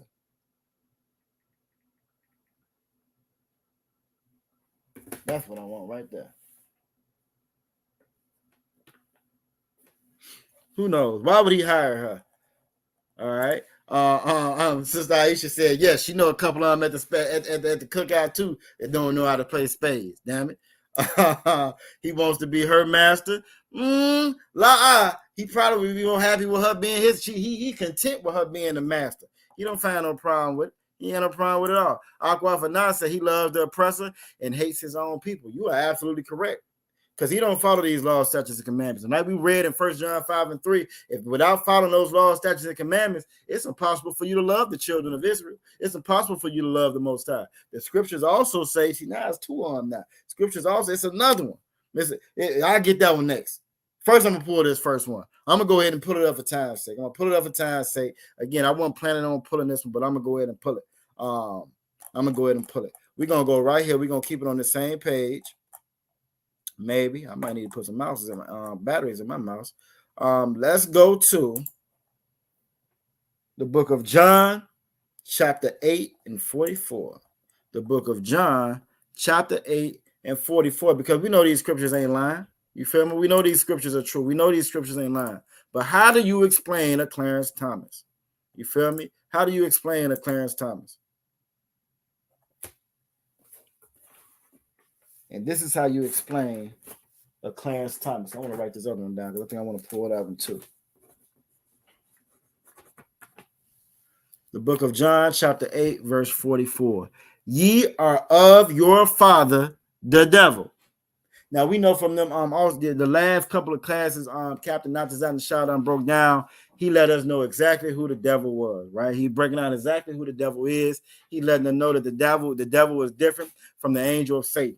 You feel me? Two different entities, two different folks, right? And he's letting us know exactly who he is and the characteristics and qualities of this devil. Clarence Thomas is of his father, the devil. And in this sense right here, when it's talking about a father, your father is supposed to be that leadership role. That's what you're supposed to learn from. That's the position that he should hold, right? Now, unfortunately, due to the curses, you don't have a lot of that in our household, but when we don't ascribe to this truth, to this Bible, and learn about our fathers, learn about our path, learn about our Father in heaven, right? We follow our Father right here in earth, that damn devil. And because he follows this oppressor here, he believes in his politics. He believes in the American dream, in the American way. He believes that it's just your fault. You pull yourself up by your bootstrap. Now, mind you, he got in there on affirmative action. And about a year ago, you can correct me if I'm wrong, Officer Mataz Akara, about a year, maybe last year, I think it was last year, he was one of the main ones that voted to get rid of affirmative action, because affirmative action is gone now.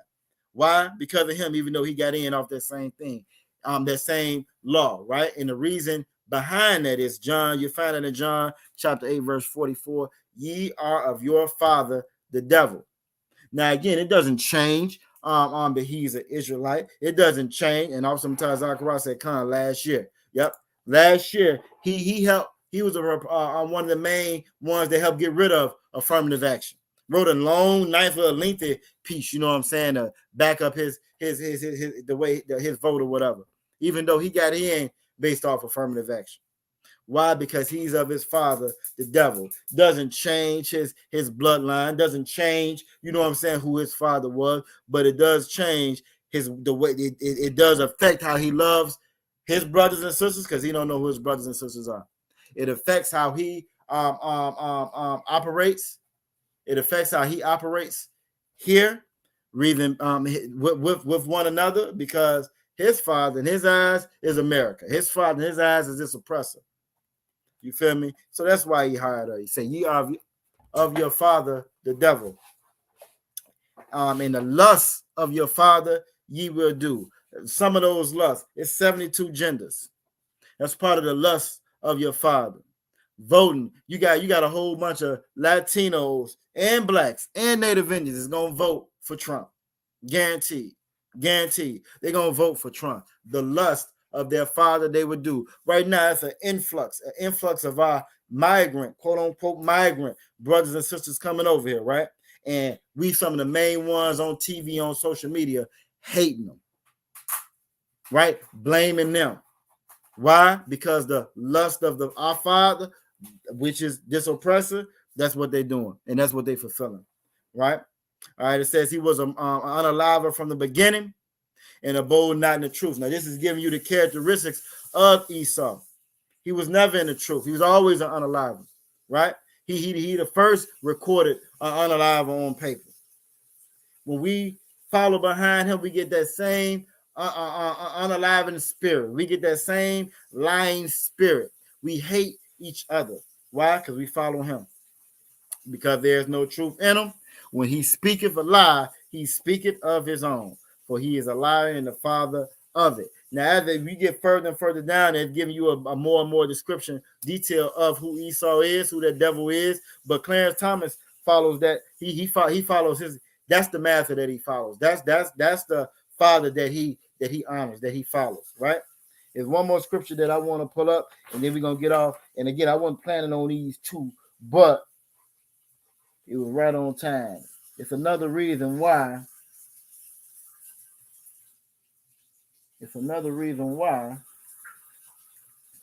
Or more proof you can add to why he hired her. All right.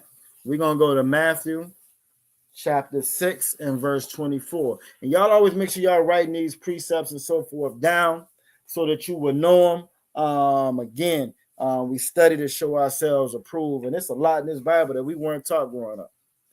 You feel me? It's a lot in this Bible that we weren't taught growing up. But let's get there real quick. And it's at 8:30, so I'm going to speed it up a little bit, try to make sure we get through everything.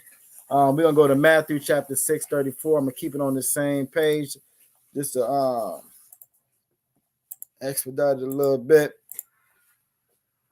Matthew chapter 6, verse 24. No man can serve two masters. It's impossible.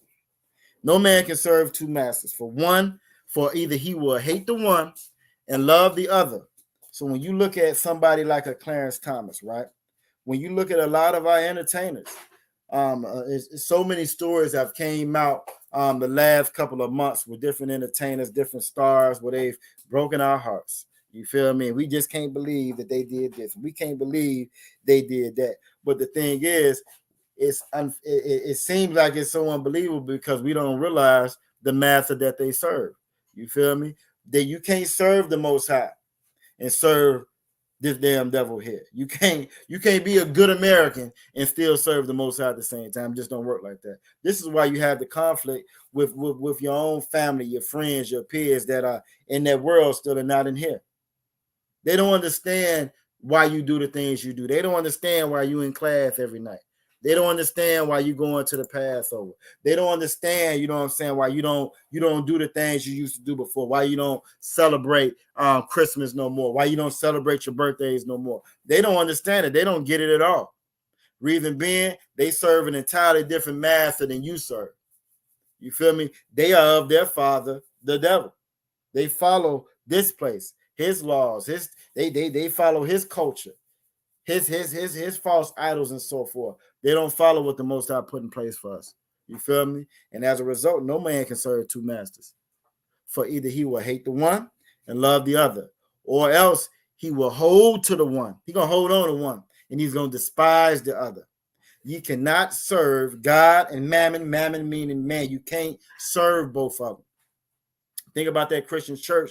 Think about these other religions. This Christian church, these other religions. They allow you to serve man and pretend that you're serving God the whole time, but you're not serving the Most High. You're not following those laws, statutes, and commandments. You following the guidelines, the rules, and instructions that that this place is giving you, and calling that righteous, and it's not righteous. You feel me? So this is why you can get a Clarence Thomas that'll do again hire a lady who worked for the clerk, work for the court, and still says that she hates black people. And again, it goes ties right back into 1 John 5:3, or actually 5:2. This is how you love the children of Israel, by following these laws, statutes, and commandments. Had he been following laws, statutes, commandments, knew who his neighbor was, know who his family was, nowhere in the world he would hire her. And not only that, this is another joint I want to show you, right? Let's pull this up before we get to this next scripture. Let's pull this other one up. And actually, no, let's get to this next scripture first. Let's get Romans chapter 9. Let's get Romans chapter 9, verse 5. Let's stop this. It's a couple more stories I want to go into. I want to make sure we hit them. Main one we got to hit. Pissed me off when I heard it, but we're going to pull it up. We got to hit that one. But for right now, I want to pull up Romans chapter 9 and verse 5. Let's get that. Romans chapter 9, verse 5.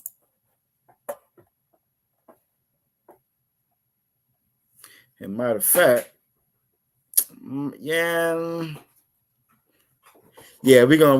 stay on topic. These are when you get to Romans chapter 9, that's just one of them chapters, man. That's one of them chapters that are, you know what I'm saying? It's kind of like watching a big game. You feel me? You hit this verse and throw your hands in the air. You know what I'm saying? And you got a couple of moments, or a lot of moments like that, you know what I'm saying? Particular instances like that in the Bible. And Romans 9 is just loaded. It's so loaded, you know what I'm saying, with so much knowledge, so much wisdom, so much relief. Call these relief scriptures, you know what I'm saying? Being in this damn kingdom, in this empire here, it can weigh on you. It can weigh on you. It can be heavy on you. You lose a lot coming into this truth. If you really, really come into this truth. If you part of this body, you part of the ISUPK, you done came in here, but you didn't lose anything. No, you might want to reevaluate a couple of things. Because one thing I know about coming in here, you're gonna lose a couple of things. Matter of fact, if y'all done lost anything, everybody type in the chat. Let's see if I'm just, you know what I'm saying, if it's just me. Let's see if it's just me. If you've lost anything coming into this truth, serving the Most High, because you don't serve both of them masters, you just serve one, just type it in the chat. Something that you've lost, something to somebody, or you know what I'm saying, something that you've lost coming into this truth right here. And I'm gonna go ahead and read. I'm gonna start at verse 5, because I don't want to get off topic. So I'm gonna start at verse 5. But if you've lost anything, lost somebody coming into this truth, go ahead, just type it in the chat. Romans chapter 9, verse 5. Who are the fathers? Is that where I want to be at? Hold on. Yeah, that's where I want to be at. We're gonna start in verse 5. Whose are the fathers? Nah, I can't. I don't want to start at 5. I got to start at 4. So yeah, if you've lost anything, lost somebody coming into this truth, coming into this body, go ahead, throw it in the chat. If you haven't lost anything, just put a lie. You ain't lost nothing. You ain't lost nobody. It was easy peasy, lemon squeezy. You know what I'm saying? Put that in the chat as well. Maybe it's just me. Maybe it's just me. Let's find out. We're going to start at 4. Romans chapter 9, verse 4. Who are Israelites? You can go to their church, you can go to their mosque. It's funny when we get out there and we tell people, you know what I'm saying, I'm an Israelite. They act like they ain't never, ever heard it before, but they swear it now. They know this Bible. Any Christian you know going to tell you, I know this Bible. Oh, I know that Bible. No, I know that Bible. But it says right here, who are Israelites? And this is Paul talking. You feel me? This is Paul talking. Paul is the one the Christians try to fall back on or jump on, because they sweeping down. Paul is telling them to love everybody. You feel me? Because Paul was sent to the Gentiles. Gentiles meaning the ones of us, Israel, that were born under Gentile rule and authority, doing Gentile things. We had Gentile customs. You know what I'm saying? Those were the Gentiles that he was sent to. That word Gentile in the Zondervan Bible Dictionary starts off with a definition saying usually a non-Israelite. but it wasn't always a non-Israelite. We Gentiles, we were Gentiles before we came into this truth. Before you came into this truth, into this ISUPK, you were a Gentile. Why? Because you thought like a Gentile. You act like a Gentile. You ate food like a Gentile. You consorted, and you had friends amongst you and family amongst you like the Gentiles. You voted like the Gentiles. You probably believed in Clarence Thomas, you know what I'm saying? And believed in the Constitution and so forth like the Gentiles. You feel me?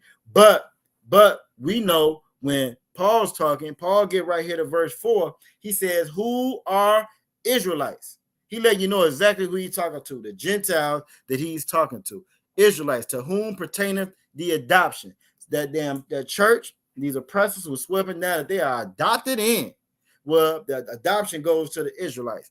And the glory, the honor that the quote-unquote Israelis run around here with their chest pumped out, right? That they've stolen, that they try to claim. No, that glory belongs to the Israelites. And the covenants. The covenant made to Abraham, the covenant made to the children, right? That got passed down to us. That covenant belonged, both of those covenants, old and new, because they always, the church tries to lie and say that under that quote-unquote new covenant, everybody's included. Under this new covenant, oh, God loves everybody. But it's saying right here, no, that old and that new belong to the Israelites.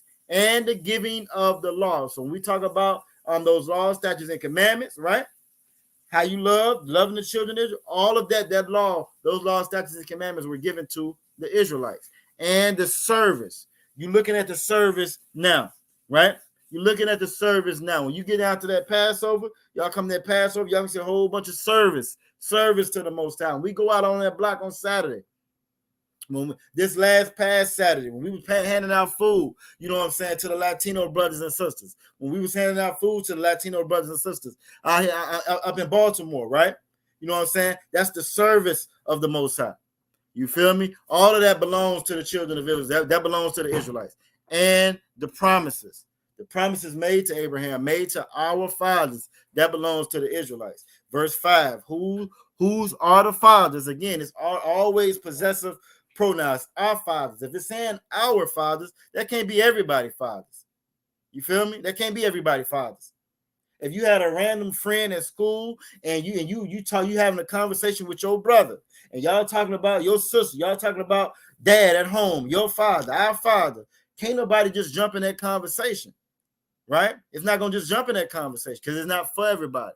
You feel me? It's for our fathers. That's gonna be a specific conversation, right?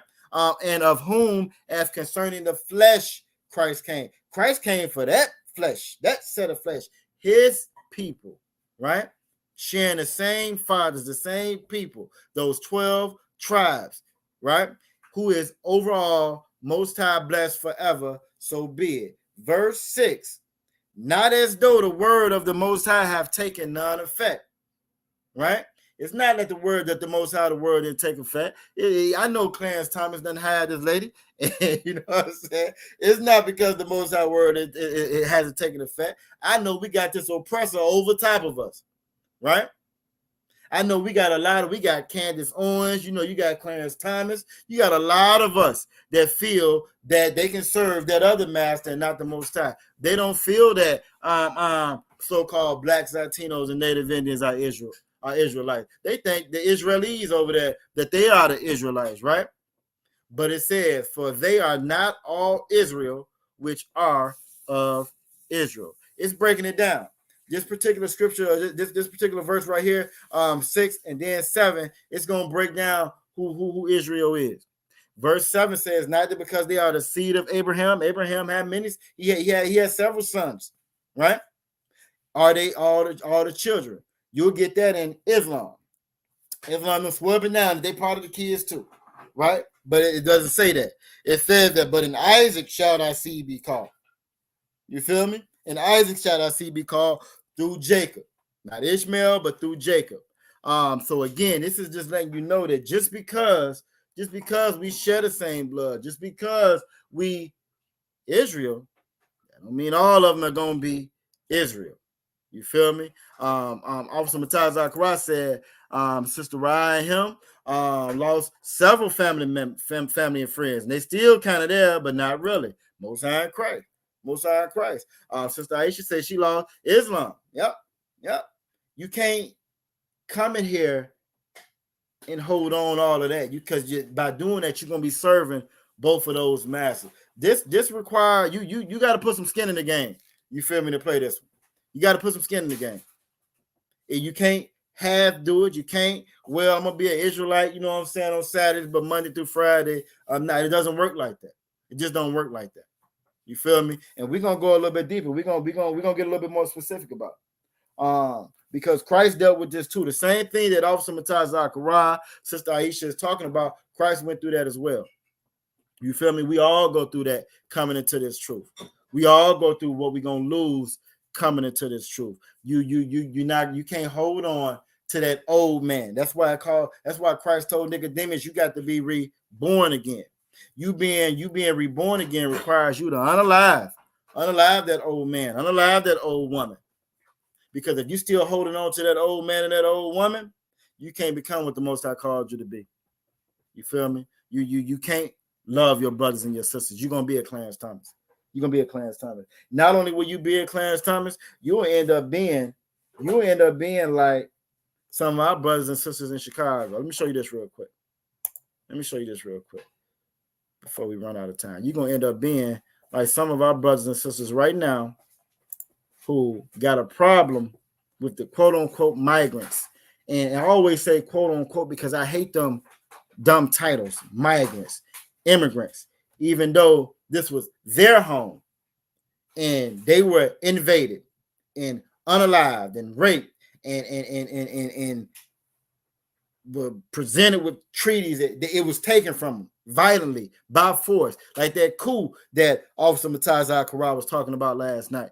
Now he read about that first one, but one of your very, very first one, that's Columbus them coming over here. You feel me? And all the many coups that happened afterwards till we get to what's called America. And now they put up a wall and say that you can't come back home no more, even though this was your home. Even though the biggest illegal immigrant there is really is the oppressor, right? The oppressor is everywhere, all over the globe. This ain't none of this is his home. Yet still, he tells us that or our people, you can't come over here. You restrict them from coming over here. And then when he restricts them from coming over here, they act just like Clarence Thomas did. Let's read this real quick before we get up out of here. Let's get this. We read in Ecclesiastes 13 to 14 how or did we get to that one? We didn't get to that one yet, did we? Nope, I don't think we did. All right, so let's get that. I'm trying to see how I want to do it first. All right, so this is what we're gonna do. We're gonna read Ecclesiastes. Where is it at? 13 first. I don't think I read that.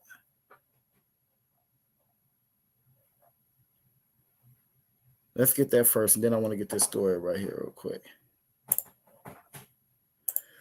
What did we read? I don't think we read it.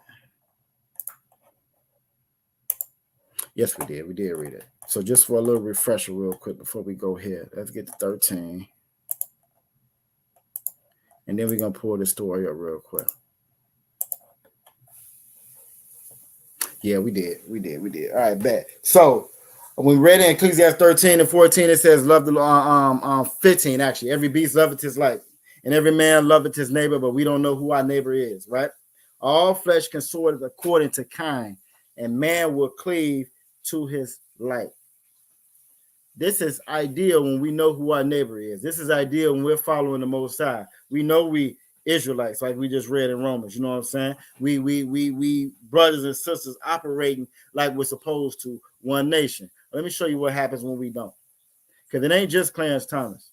It ain't just the quote unquote rich of us that do it. Let's get this one. This is the one I wanted to show you before we get up out of here tonight. Where is it at? Yeah, I think that's it. Now we're just gonna play a little piece of this one. Is that the right one?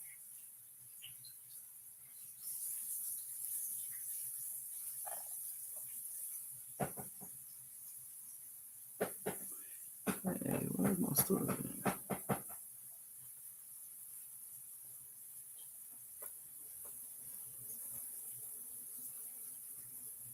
Salakia. What happened to my damn story? That's not the one I wanted to show y'all.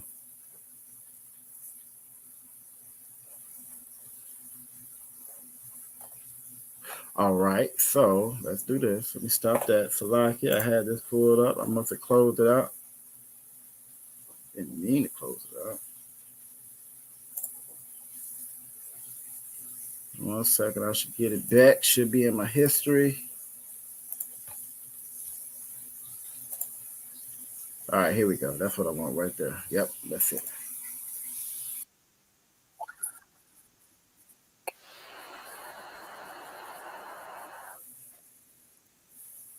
All right. So I want to show you, play this little news clip real quick. I'm going into what again, what happens when we don't realize who our neighbor is, who our brother is, who our sister, who we supposed to follow, love and so forth. Pissed me off when I saw it. All right, let's get this real quick. Yeah, Pat and Dina, pretty desperate situation with the Chicago Tribune reporting some families have been reusing dirty diapers because they don't have enough.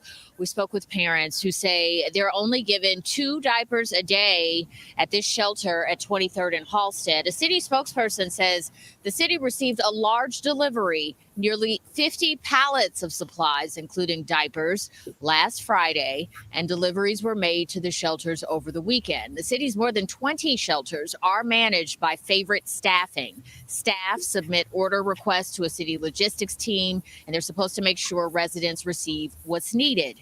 The spokesperson says supply shortages from the State Emergency Management Agency and from FEMA can result in temporary shortages of some supplies.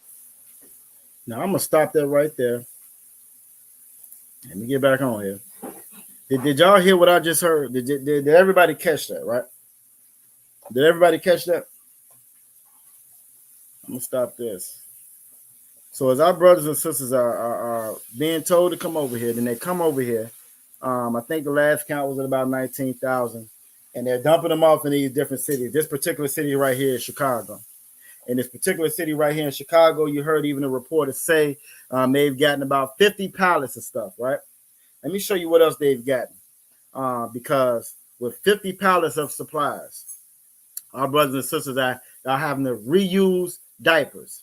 Not only reuse diapers, they're giving our sisters one pad a day when they're on their cycle. So they're giving them one pad. They got the babies reusing diapers, right?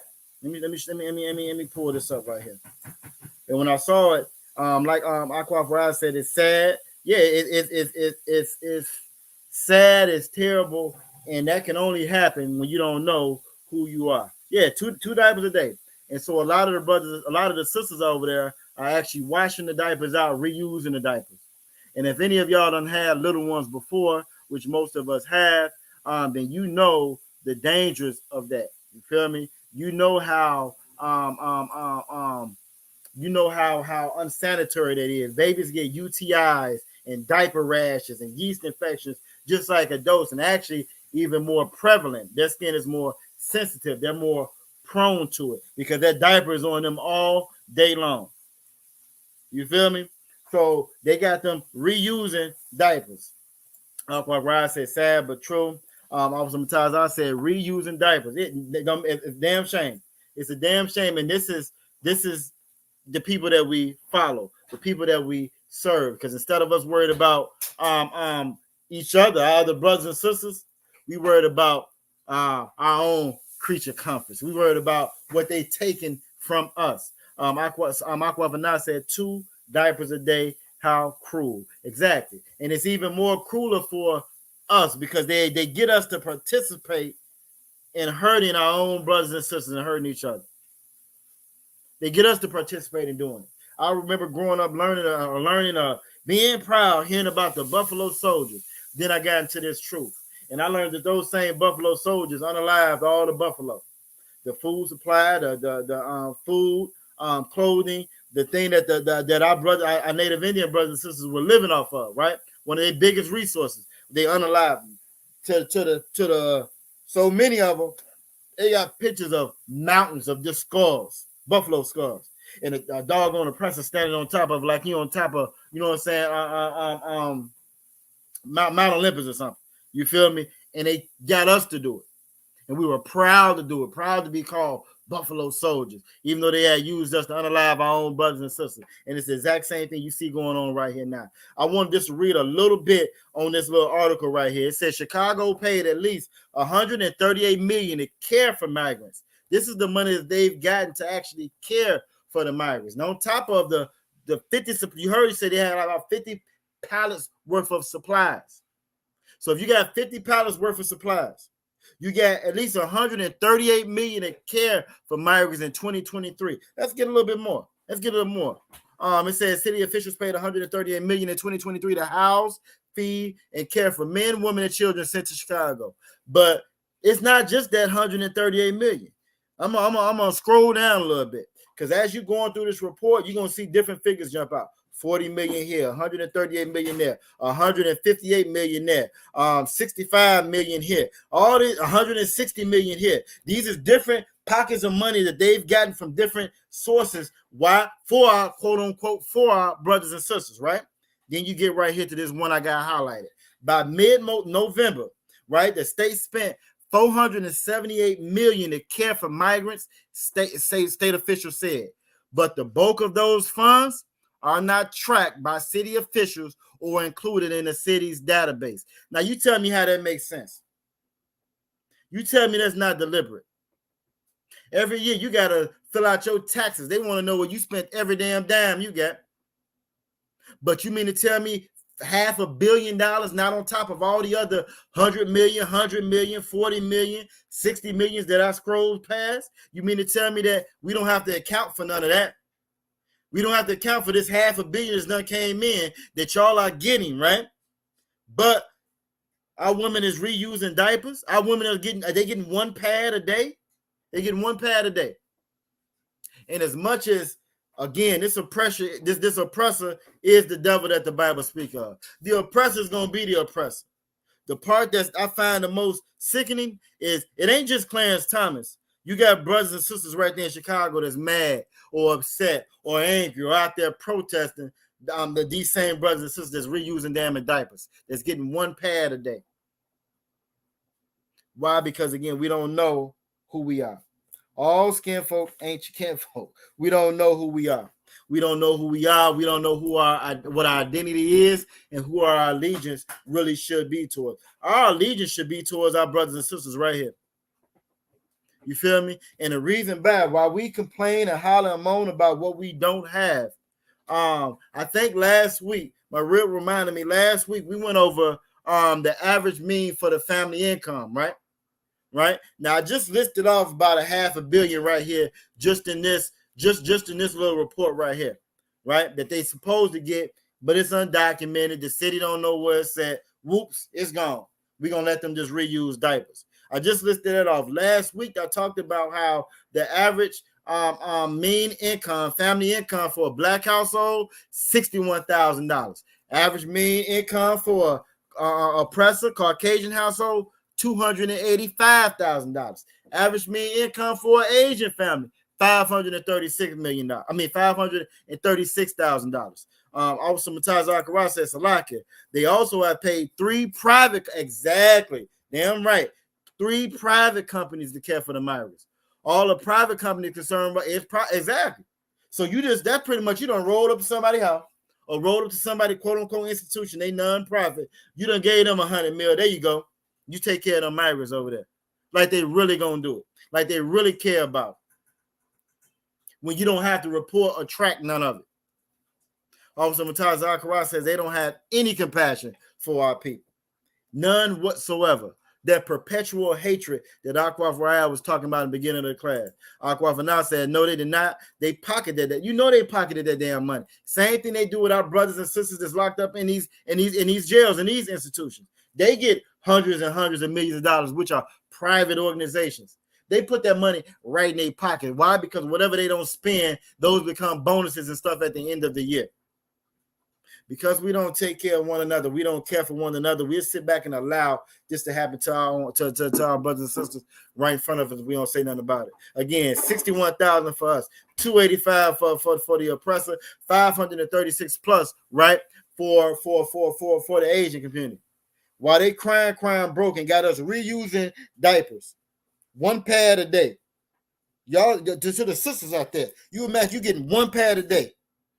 Despite if you got a heavy flow, regular flow, whatever, 1 pad a day. That's all you get. You feel me? Let me show you this other thing. Let me show you something else real quick. While we trying to follow and serve them, let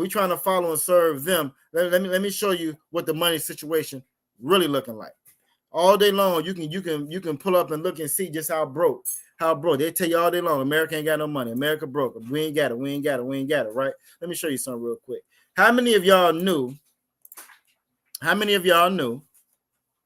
that this generation, the millennials, right? The millennials that don't know nothing, don't do nothing, them same damn millennials.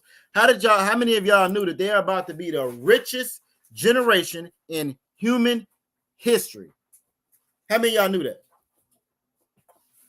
The richest generation in human history. The report I pulled up right here, it says millennials stand to become the richest generation in history after a $90 trillion wealth transfer. $90 trillion is about to transfer into the hands of the millennials. Why? Parents dying out, companies getting passed down, and so forth and so forth. While we're reusing diapers and we're getting 1 pad a day, and we worried about that little funky $6,000, $61,000 we get. They're about to become the richest generation in human history. Thank you, everybody. Let's read a little bit in the report. I'm just going to read a little bit of the report. Just a little bit of it. Many millennials are currently grasping in frustration at long-held American dreams like home ownership, a steady job, and affordable cost of living. However, over the next 20 years, millennials are poised to inherit some $90 trillion worth of assets and become the richest generation in history. But here's the catcher. Here's the catcher right here. But only the ones who already come from affluent families. No, I don't want that. Only the ones who only come from affluent families, potentially deepening the wealth inequality further. So this is all the ones that already got money. All the ones that already got money. All the ones that's already got our sisters reusing pads or having 1 pad, reusing diapers, living in shelters. Us only making $61,000 after the great civil rights experiment, right? Right? They about to become even more richer. When you look at all kinfolk ain't your kinfolk, you look at people like Clarence Thomas. You look at a lot of our brothers and sisters right there in Chicago now that's hating on our Northern Kingdom, our Latino brothers and sisters, right? Sister Aisha said crooked people. They damn right. Crooked crooked, and how the Lord say, what he made crooked, you cannot make straight. You can't make straight. But we keep on voting like we're gonna make it straight. We keep on supporting the country like it's somehow it's gonna get straight, right? Because ain't that the goal? Like your Clarence Thomases, a lot of your own family members, the ones that y'all lost coming to this truth. Don't a lot of them think that eventually we're gonna catch up, right? Isn't that the common goal? Aqua for Eyes said, but we working until 80 to get Social Security. Oh, that's a whole nother video I could have played for you for that. It's a video I watched this morning. I forget the senator's name. I'm gonna write it down. I'm gonna try to find it before I come back here for the next slide. The senator got up there and said, "Oh, the whole Social Security thing is a scam." He said it's a scam. He's at a Senate hearing. It's a scam. He said there's no money left. How you gonna live off $2,000 and $3,000? You know what I'm saying? How you gonna live off that with prices going up and so forth? It's impossible to do. So people paying to it, and guess what? If you poor, you got a higher percentage of your money that goes into Social Security than somebody that's wealthy and that's rich. And guess who's gonna get any benefit? If there's any benefit to it, guess who gets it? The wealthy gets it. You don't get it. You can't afford to get it. You're not gonna get it. Yours is going to be sucked up in healthcare. Yours is going to be sucked up in the taxes you pay going to the damn corner store. Yours is gone. A lot of our elderly have to choose between medicine and eating in 2024. Even our brothers and sisters that are so unhopeful, they don't have any, they depend on this place, so they go to the military, right? For some of them just to damn eat, or to get benefits for school, or to have a career later on. A lot of them are on social assistance, so they don't even have it. You feel me? And as they paying to this Social Security is gone by the time we get. It's already gone. And the rich and the wealthy, they eat and they gobble that up too. Because the second that it comes out your check and you pay it, you know what they do? They take it and they spend it on something else. It's not there. It's a hustle. It's a scam. Let me show you just how much of a damn scam it is. So I showed you 90 trillion, right? 90 trillion. They about to be the richest generation ever. Aqua Rise said, but we're working to, okay, yep, until we 80 for Social Security. She also said facts. Sister Aisha said, if it's anything, he started off his statement as saying it's a scam. It's a scam. Ain't no ifs, ands, or buts about it. It's a damn scam. Money gone. But we forcing them. You have no choice but to pay into it. But it's a hustle. That money gone. You're gonna have it later on. You're not gonna have it. But let's get one more for you. Let's get one more for you. Because as we keep on fighting and fighting for this American dream, you see they live in the American dream.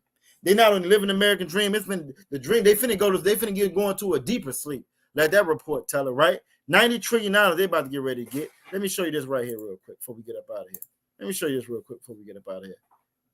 How long do y'all think, before I put this up here, how long do y'all think, and y'all probably know better, you know what I'm saying? I can already tell by the comments coming in. Sister Aisha says it's a setup. Aqua Rise said, you know what I'm saying? Hey, nah, we worked to 80 just to get Social Security. Then we went over, you ain't gonna even get that. You feel me? That's why you get, it always broke my heart. You would go to the damn Walmart and you will see somebody 70 plus years old at the damn door handing out stickers. They're not handing out them stickers because they want to hand out them stickers. That wasn't their goal in life. You feel me? They handed out them stickers because they still got bills. They handed out them stickers because they still got to eat. They still got to get their prescriptions. You feel me? So that's why they handed out them damn stickers. That's this place that we live in. That's this place that we live in. That's what we vote for. We're not even concerned with it. We're so lost and gone following this oppressor. By the time it hits you, now you 40. Now you 50. You done had all your hot girl summers. You feel me? You done kicked it and had a good time. Now real life catch up to you. You can't even afford, you know what I'm saying? You got to keep on working for the next 30 years. Hoping you can make something. Aqua Rise said hoodwink and bamboozle. Damn right. Let's get this last one before you real quick. How long do y'all think it'll take? Y'all probably know better for us to catch up. Because a lot of our other peers feel like at some point we're going to be able to catch up, right? Some point we can catch up. My rib said we ain't never gonna catch up. Let's pull up and see. Let's find out. Let's look at the numbers. They say men lie, women lie, numbers don't lie. Let's look at these numbers real quick. Let me show you something real quick. This is a report, came out February 29th, 2024, and it's not the first time it's been said. This report says, and let me know if y'all can see all that.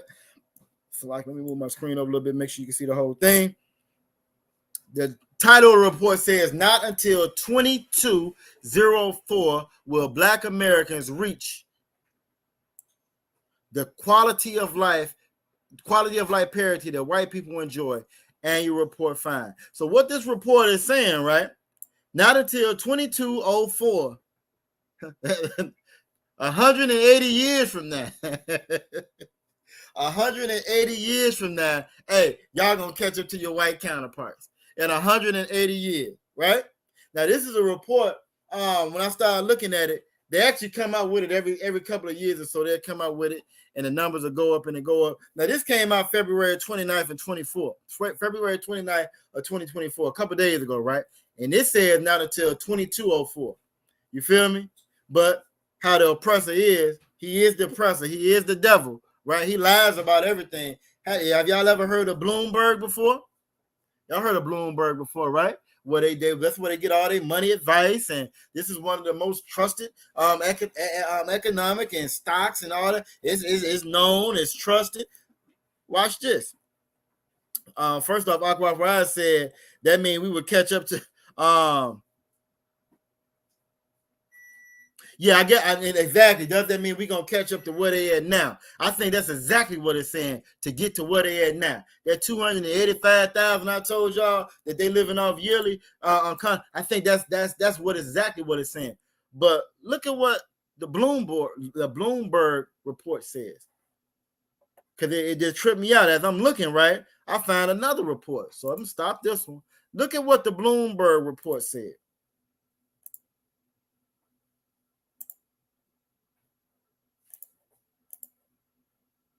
Same topic. The Bloomberg, now that was 180 years.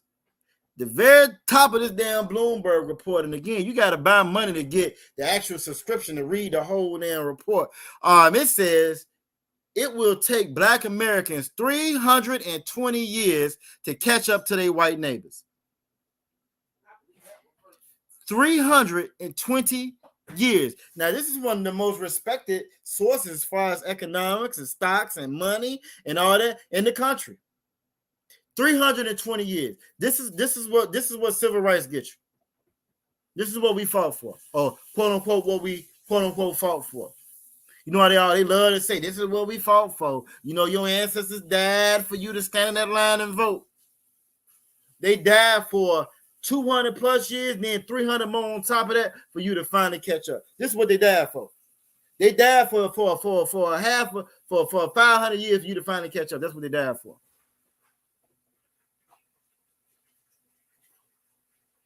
And I thought it was crazy how, again, the way it titled it, because we went over who your neighbor really is. You feel me? Like Aqua Ride just said, that's what voting gets you. Damn right. We went over who your neighbor was.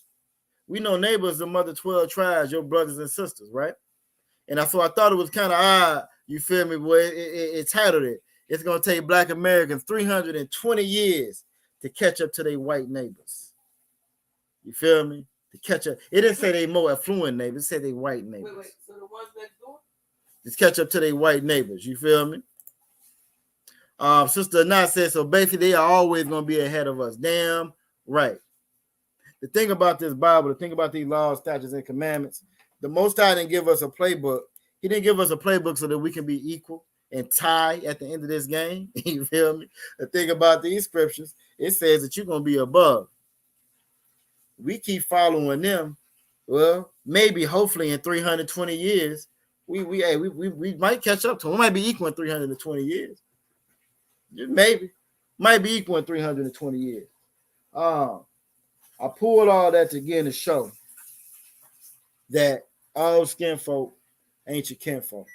And here we fighting for something totally different than your Clarence Thomases and some of the family members that we done left behind, or they left us behind because we came in here. There's one more scripture I'm going to pull before we get out of here, then we're going to be out of here. A couple things we ain't hit as usual. We'll come back to it. We'll grab those. I just wanted to pull those out so you can kind of see what's going on. Again, it just kind of pissed me off and touched my heart just to know I've had little ones before. You feel me? I done seen little ones. This is with A&D ointment and changing all the diapers and trying to do everything possible as a new parent, then another parent, or a parent again. So like a new parent, then a parent again, to stay on top of all that, to make sure your child isn't hurting, right? And diaper rash is painful for a child. So with them reusing diapers, they guaranteed to at the very least have that. You feel me? At the very least, for a woman to have to get one pad a day. You feel me? When they've gotten millions upon millions and hundreds of millions of dollars, we so concerned and so worried about what they're taking from us. But with what they're taking from us, we just read that they are on track to become the richest generation in human history. While you fighting for $61,000 a damn year, that's the goal. That's what we fighting for. We fighting for $61,000 when they already at 285 and they about to get another 90 trillion on top of that. And we fighting for in at least 320 years, well, maybe 180, possibly 320, we're going to finally catch up to them. To me, that's not only is that not sustainable, you feel me? To me, That's not the goal. I'm not trying to pass it down to my children. To me, that don't sound like love to me. That don't sound like love to me. That's a setup, like the sister said. You feel me? That's a setup. That's ensuring that we will always be at the foot of these people. That's ensuring that we will always be their slave. The Most High don't want that for us. The Most High don't want that for us. Last scripture I'm gonna pull. I'm tempted to go jump on Deuteronomy 7:6, but I'm gonna pull this last scripture in a line with the title of the class and so forth, and then we're gonna get up out of here. Stop that. Again, we did part of us coming into this truth is what you're gonna lose. Learning and knowing who your brother, your sister is. Learning and knowing who your brother and your sister is. Damn, I want to get both of those. All right. Okay, let's do this. Give me. Not even 15. We're going to be up out of here. Not even 15. We're going to go to Micah first. I'm going to pull Micah chapter 7, verse 6. Aqua for us says systematic oppression again, because those people are probably withholding liquids from those babies to conserve the diapers long. You know they are. You know they're not giving them the food and nourishment that they need. You feel me? They're not giving them the food and nourishment that they need because in their mind, well, then they're not using the bathroom as much. They don't give a damn about us. And we went over several times here in class before. Afghans, even though they spent $303 million a day for that war, they get to come over here. They get health care. They get Airbnb. They get Social Security. They get all of the above. You feel me? Afghans get it. Ukrainians, the former Nazis get it. All of them get it. No, and you don't hear nothing about them. You don't hear nothing about them people being in those shelters. Where the hell they at? You don't hear about them being in those shelters at all. And they done came over 10, 15, 20 times more than what you've seen as far as our people. You feel me? But you don't hear nothing about them people being in there. I want to pull Micah. Let's go ahead and get this up on screen real quick. Why I don't see it. We're going to pull Micah chapter 7 and verse 6. Let's get Micah chapter 7, verse 6. Hey. I still don't see it. Well, I don't see it on my screen. Oh, you want to pick to the end of the class, act up, huh? Try it again. Okay, what the hell is going on? It might be time to go. Screen is tripping, y'all. Okay, I can see it on the screen, but I can't see it on my normal screen right here. That's what it is. Okay, so it is up there. All right, so I think, yeah, I'm looking at it on the other screen. I'm glad I got the other page open. Hopefully everybody should be able to see that. You should be able to see Micah chapter 7, verse 6 on your screen. If for any reason you can't see it, let me know in the chat. I think I can see it on here. My screen is just tripping.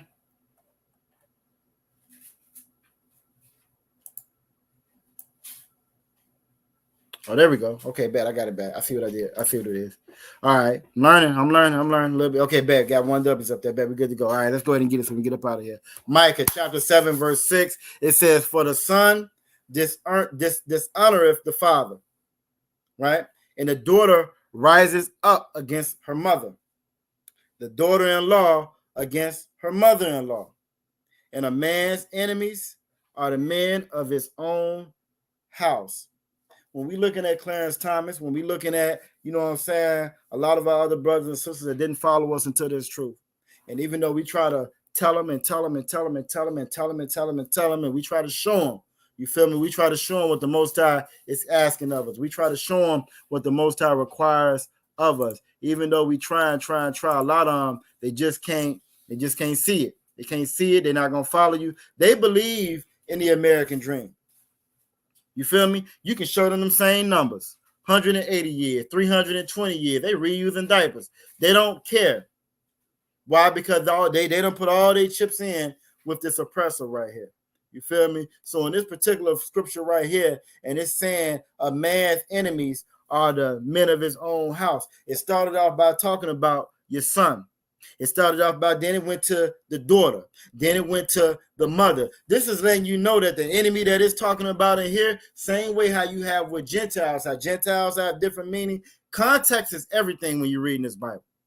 This is why the men of the Lord are so important. Why, again, you can't just go learn from anybody. You can't just pick this up and get the reading on your own.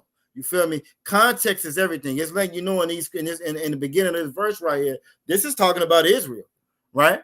All kinfolk ain't kinfolk. It's talking about them kinfolk. You know what I'm saying? It's talking about the other family members, the other members of Israel. Like we read earlier in Romans, all Israel is not Israel. You feel me? It says for a son. It's talking about the son, the mother, and the daughter. All the ones y'all lost coming into this truth. Sister Aisha said straight true. I love the class and learning so much. And again, it's a beautiful thing when you are amongst each other. Why? Because in here, y'all can say all the things y'all be wanting to say, and everybody, you know, you said, and they just, I don't want to hear this more. Oh, here he go again. You know what I'm saying? And here, you don't have to worry about that. Why? Because you're amongst your brothers and your sisters. You feel me? You're not amongst those enemies of the household. You feel me? Last one. Now, this is the one I wanted to get to before we get up out of here. We may even go back and revisit this and go a little bit deeper into this. But when it's talking, this is not talking about, or this is talking about all the ones you lost coming into this truth right here. This is talking about your Clarence Thomases. This is talking about, you know what I'm saying, the ones that are like you, like Aqua said. This is talking about, you know what I'm saying, like-minded brothers and sisters. And we're going to go last scripture. I promise y'all, last one. Then we out of here. I'm going to stop this. And I want to get Matthew chapter 12, starting at 46. Matthew chapter 12, 46. This is what we're going to end it on. The water for everybody that's not hung around. You feel me? The water for all the participation. The participation makes the class go. It really gives us an opportunity to bring out what the Lord wants to bring out. You know what I'm saying? So the water to all of you. We're gonna go right to the horse's mouth. You feel me? When I say that, we're gonna see what Christ had to say on it. We're gonna start at 46, right? We're gonna start at 46 because this is Christ is out there talking to the disciples. So verse 46, Matthew chapter 12, verse 46. And it says, while he yet talked to the people. So you imagine, to get you a visual, we having camp. We having camp, you know what I'm saying? Now we, of course, the sisters don't come out to camp. Y'all the support group, y'all make sure we fed before we get out there, and we fed and taken care of when we get back in. Lord willing, we make it back in, you know what I'm saying, from camp. You feel me? Camp is a dangerous thing. We see these other fake Israelite groups out there. They got some groups out there that got the women out there, you know what I'm saying, quote unquote teaching, even though the scriptures specifically tell us not to do that. Again, you know what I'm saying, making up their own thing as they go. That's why I said, if you're not ISUPK, you're not in the truth. But we don't do that. So you imagine we out there at camp, and some of them same family members that Officer Mataz Zachariah said that him and Sister Raya, you know what I'm saying, that just they didn't come along. You feel me? They still in that church. They don't want to hear nothing you got to say when it comes to the doggone Bible, even though they claim they love the Lord, they love the Lord, they love the Lord. You know what I'm saying? Giving honor to God, who's the head of my life, and all that other garbage that they don't doggone believe in for real. You feel me? So while he yet talked to the people, behold, his mother and brethren stood without, desiring to speak to him. So his mother and brethren came in. What's special? What's the takeaway from that verse 46 right there? What do you notice about his mother and his brethren? What you notice about them? It says, while he yet talked to the people, behold, his mother and his brethren stood without, desiring to speak with him. What do you notice about that about his mother and his brethren? I'm trying to give it to you for time's sake. What do y'all notice about them? What's unique about his mother and his brethren in that? Because this is the mother who's birthed him, right? This is his brother who he came up with. You know what I'm saying? Fighting over toys and stuff, so forth. You feel me? This is the old man's mother and brother, so to speak, right? What do you notice about them? Who can tell me? And if you can't, I'm just gonna go ahead and say it.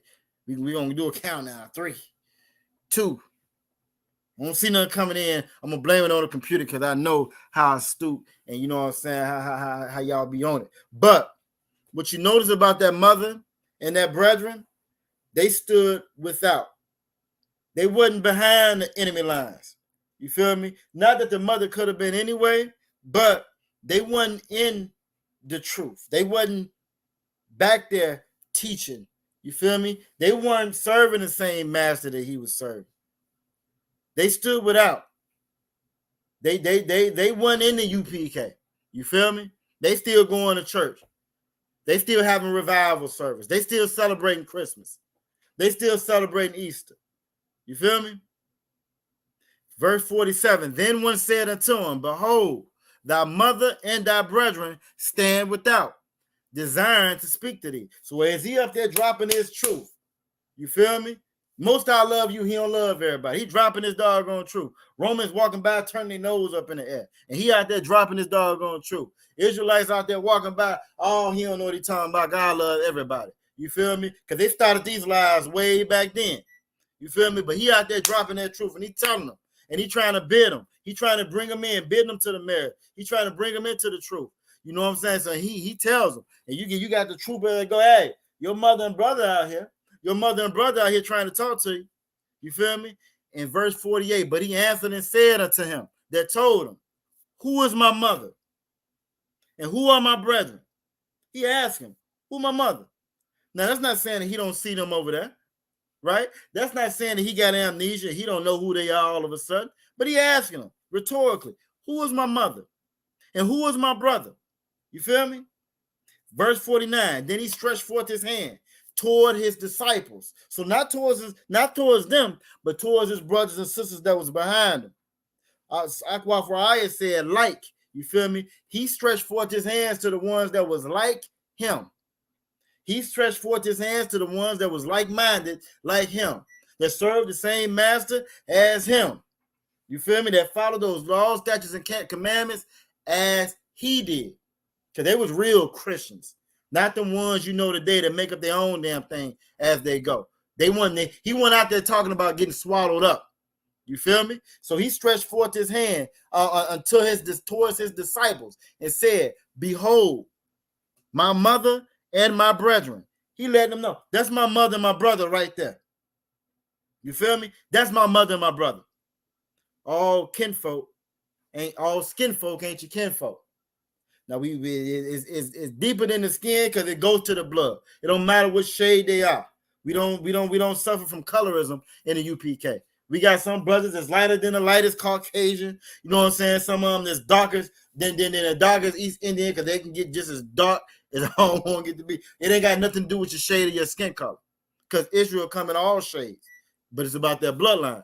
But even with the bloodline, even if they are Israel, you feel me? Same mother, same father.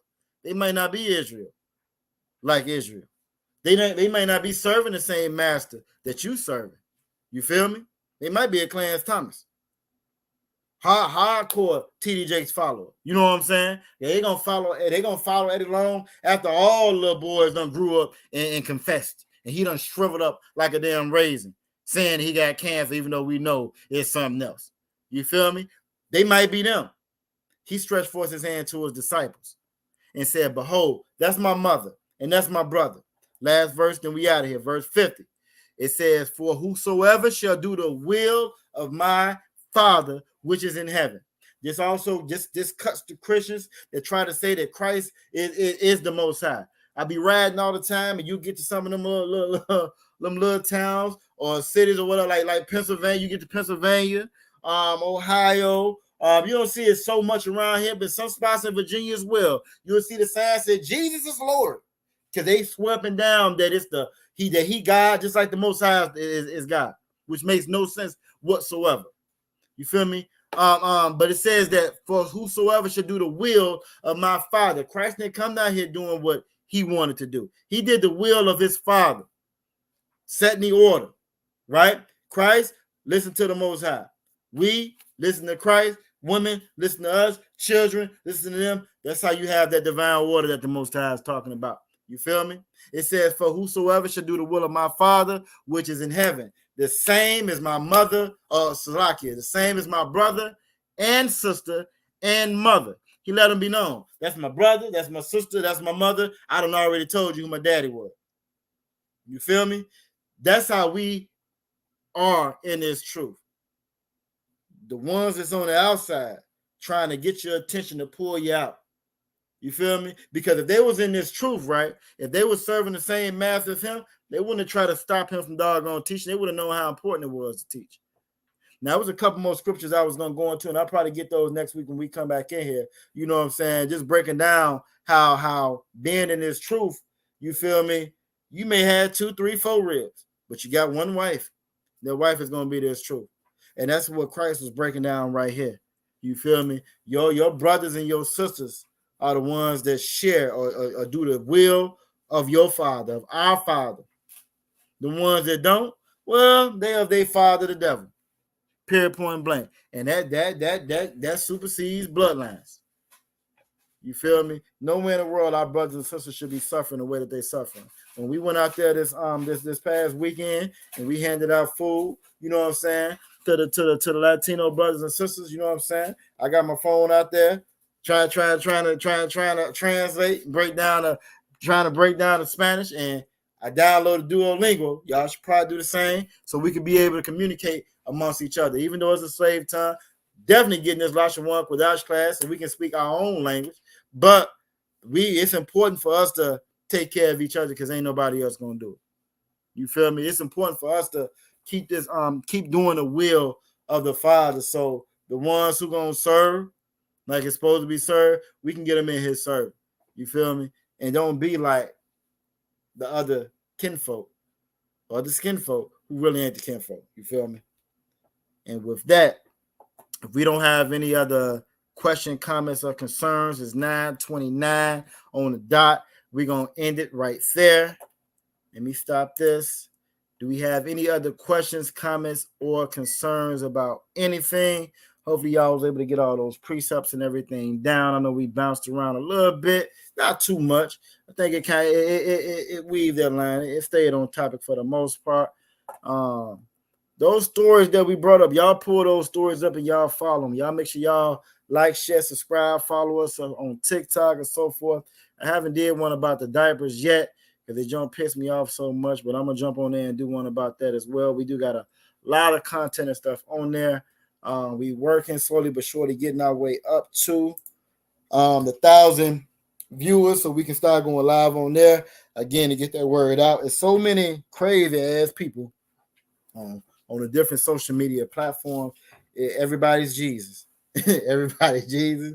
Everybody know the answers. It's just an amazing thing. You feel me? So it's very, very important that we get this word out. So y'all make sure y'all like, share, subscribe. Jump in those comment sections. Like I always say, jump in those comment sections. You know what I'm saying? Jump in that battle. And again, make your election sure. You feel me? Now the women are not supposed to teach per se, but you can jump in those comment sections and and comment and respond. You feel me? And direct them to come to class if they really got something to say or they want to go back and forth. The water, aqua for Aya. The water for everybody sticking around. We went a little bit long tonight. Let's go ahead and get the security announcements. Where we at? The water for the brothers and sisters on Facebook. Okay, we had a couple join and Salakia. Yabashim Yashab Barakatah. Obviously, Yaradan on Instagram had joined us as well. I came off the page. Let's get these security announcements. Then we're gonna get on up out of here. The water for everybody. Hey, the Passover is around the corner. Passover is around the damn corner. Y'all make sure y'all get ready, pay them Passover fees and so forth. Let's go ahead and get to these announcements. I'm gonna put my good glasses on. Aqua Ryan. I'm the red one have some smart to say it's all good. I should have worn them already, but that's all right. Put my good glasses on. All right, we back. All right, so yeah, that is like so clear and vivid. Damn, that is amazing. All right, we are the Israelite School of Universal Practical Knowledge, started out of 1 West 125th Street out of Harlem, New York. You know what I'm saying? The Commanding General Yohana since 1960. I mean, I can see everything. Since 1969, we've been teaching the truth of the Bible that so-called blacks, Latinos, and Native Indians are God's chosen people. You feel me? Don't let nobody tell you no different. Come on in here and learn this damn truth so we can get up from underneath this evil. I want to call them a bad word, but we've been doing good this class. We're gonna hold it down. This oppressor, this wicked, evil oppressor, beast, savage of the field. Rule for a new brother or sister. When a new brother or sister comes to the school, they are off limit for 6 months. They are to be saluted only. They are here to share themselves of the world. If they need transportation, the teacher will arrange it. After 6 months, if a brother or sister has an interest in a particular person, he or she must get permission from the head to speak to a brother or sister.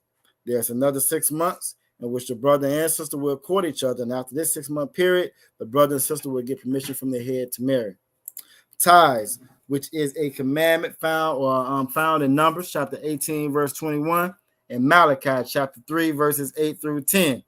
I don't know if I'm gonna put that one up on screen, Aquafry. She was in listening distance. I don't know if I want to say that one out loud. It means 10th in the Hebrew, Ma'ashra. No, I ain't gonna act like that. Means 10th in the Hebrew, 10% of every penny of any increase the Most High gives you want to give to the Treasury Department or the teacher. We also have a priest fund. It's a free will offering. It's not mandatory. Any amount whatsoever you would like, any amount, bottle money, so forth. Look, hey, take care of the priest. We're gonna make sure we in here every day trying to make sure we take care of y'all and fulfill the will of the Father. You know what I'm saying? Upcoming holy convocations. You already know. I done said it several times in class. We have the Passover. I ain't even gotta look at the page. We got the Passover coming up, starting April 18th, April 17th. That Wednesday is gonna be the lamb slaughter. I myself plan to be there for the lamb slaughter as well. The actual Passover is going to be on the 20th. We got a range of events that week from the 17th, starting with the lamb slaughter all the way to the 22nd. You feel me? So by all means, make sure you plan accordingly. Get those Passover fees knocked out. Get that nice garment ready. Get that hotel reservation straight. Hey, we ain't got that much time. It is time. We are here. We are here. You know what I'm saying? So by all means, make preparations for that. That's going to be glorious. If there's any brother who wants to be a trooper in the school, make sure you start wearing all black boots, shirts, pants, headband, war scarf. And for the sisters, you want to make sure your head is uncovered. Aqua Raya, you know what I'm saying? Always on point. Says that I gotta listen to Maria sometime. She's taking care of me. Most high in Christ. She was on point with these glasses. You know, I just didn't want to know if I want to rock through the whole classes with them. But I can see everything vividly and clear. Is again the water for everybody that stuck around, that stayed around, listen to the whole class. Again, to the sisters, Yahweh Shema, Salaki, to the brothers, Yahweh Hashem, Yahweh Shah Barakatham, and to the sisters, Yahweh Shema, Tham, Hashem, Yahweh Shah. And with that, we're gonna get up out of here. I'm gonna run that Passover promo before we leave, just in case anybody didn't see it. We're gonna run that Passover promo. Y'all have a Tawab La Yalal. Now we're gonna go from there. Tawad Shalom Israel.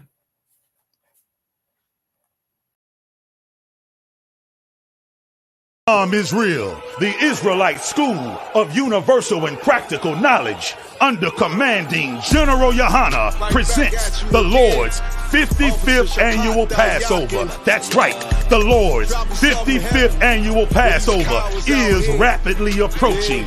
Commanding General Yohana is calling for all blacks, Hispanics, and Native Americans to remember what the Lord did for us by saving us from our oppressors and choosing us to be a special people unto him, the real Jews and Israelites. Passover will be held in Durham, North Carolina.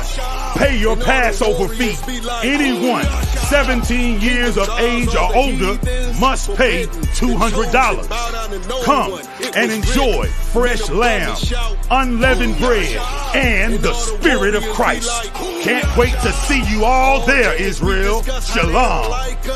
Gathered on streets and corners, all is feeling righteous. Real particular, nobody else there to compare to. Train for war, men of war, and warlike apparel. We still here, still standing. UPK, we never left the building. Commanding General Yohana, you know, whoa. Check it out. Woe into America. Seize everything and bring these crackers to their knees. I need everything and I do mean everything. I know they don't like us. Go ahead and try us. Don't make me call upon the Lord and put this earth on fire. I'm only getting better and I'm only getting higher. And you are getting weaker. That's why you cannot beat us. I know you do not like us. We don't like you neither. You win against the grain. You should be ashamed. You win against a king.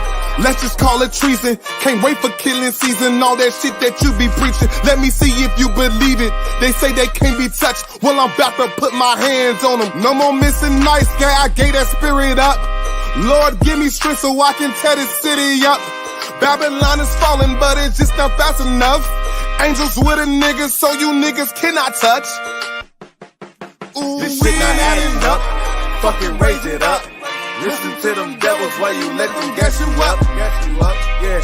Said I pray they understand. I said I pray they understand. This shit not adding up. Fucking raise it up.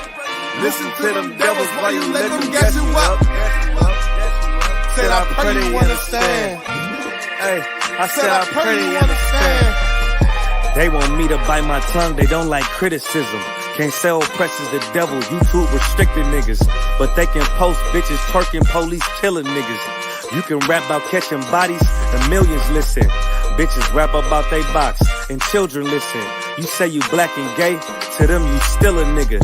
You chasing Susie and Becky, they Emmett Tillin niggas. You got the ones that compromise, and you got field niggas. It's a real difference, it make me feel different.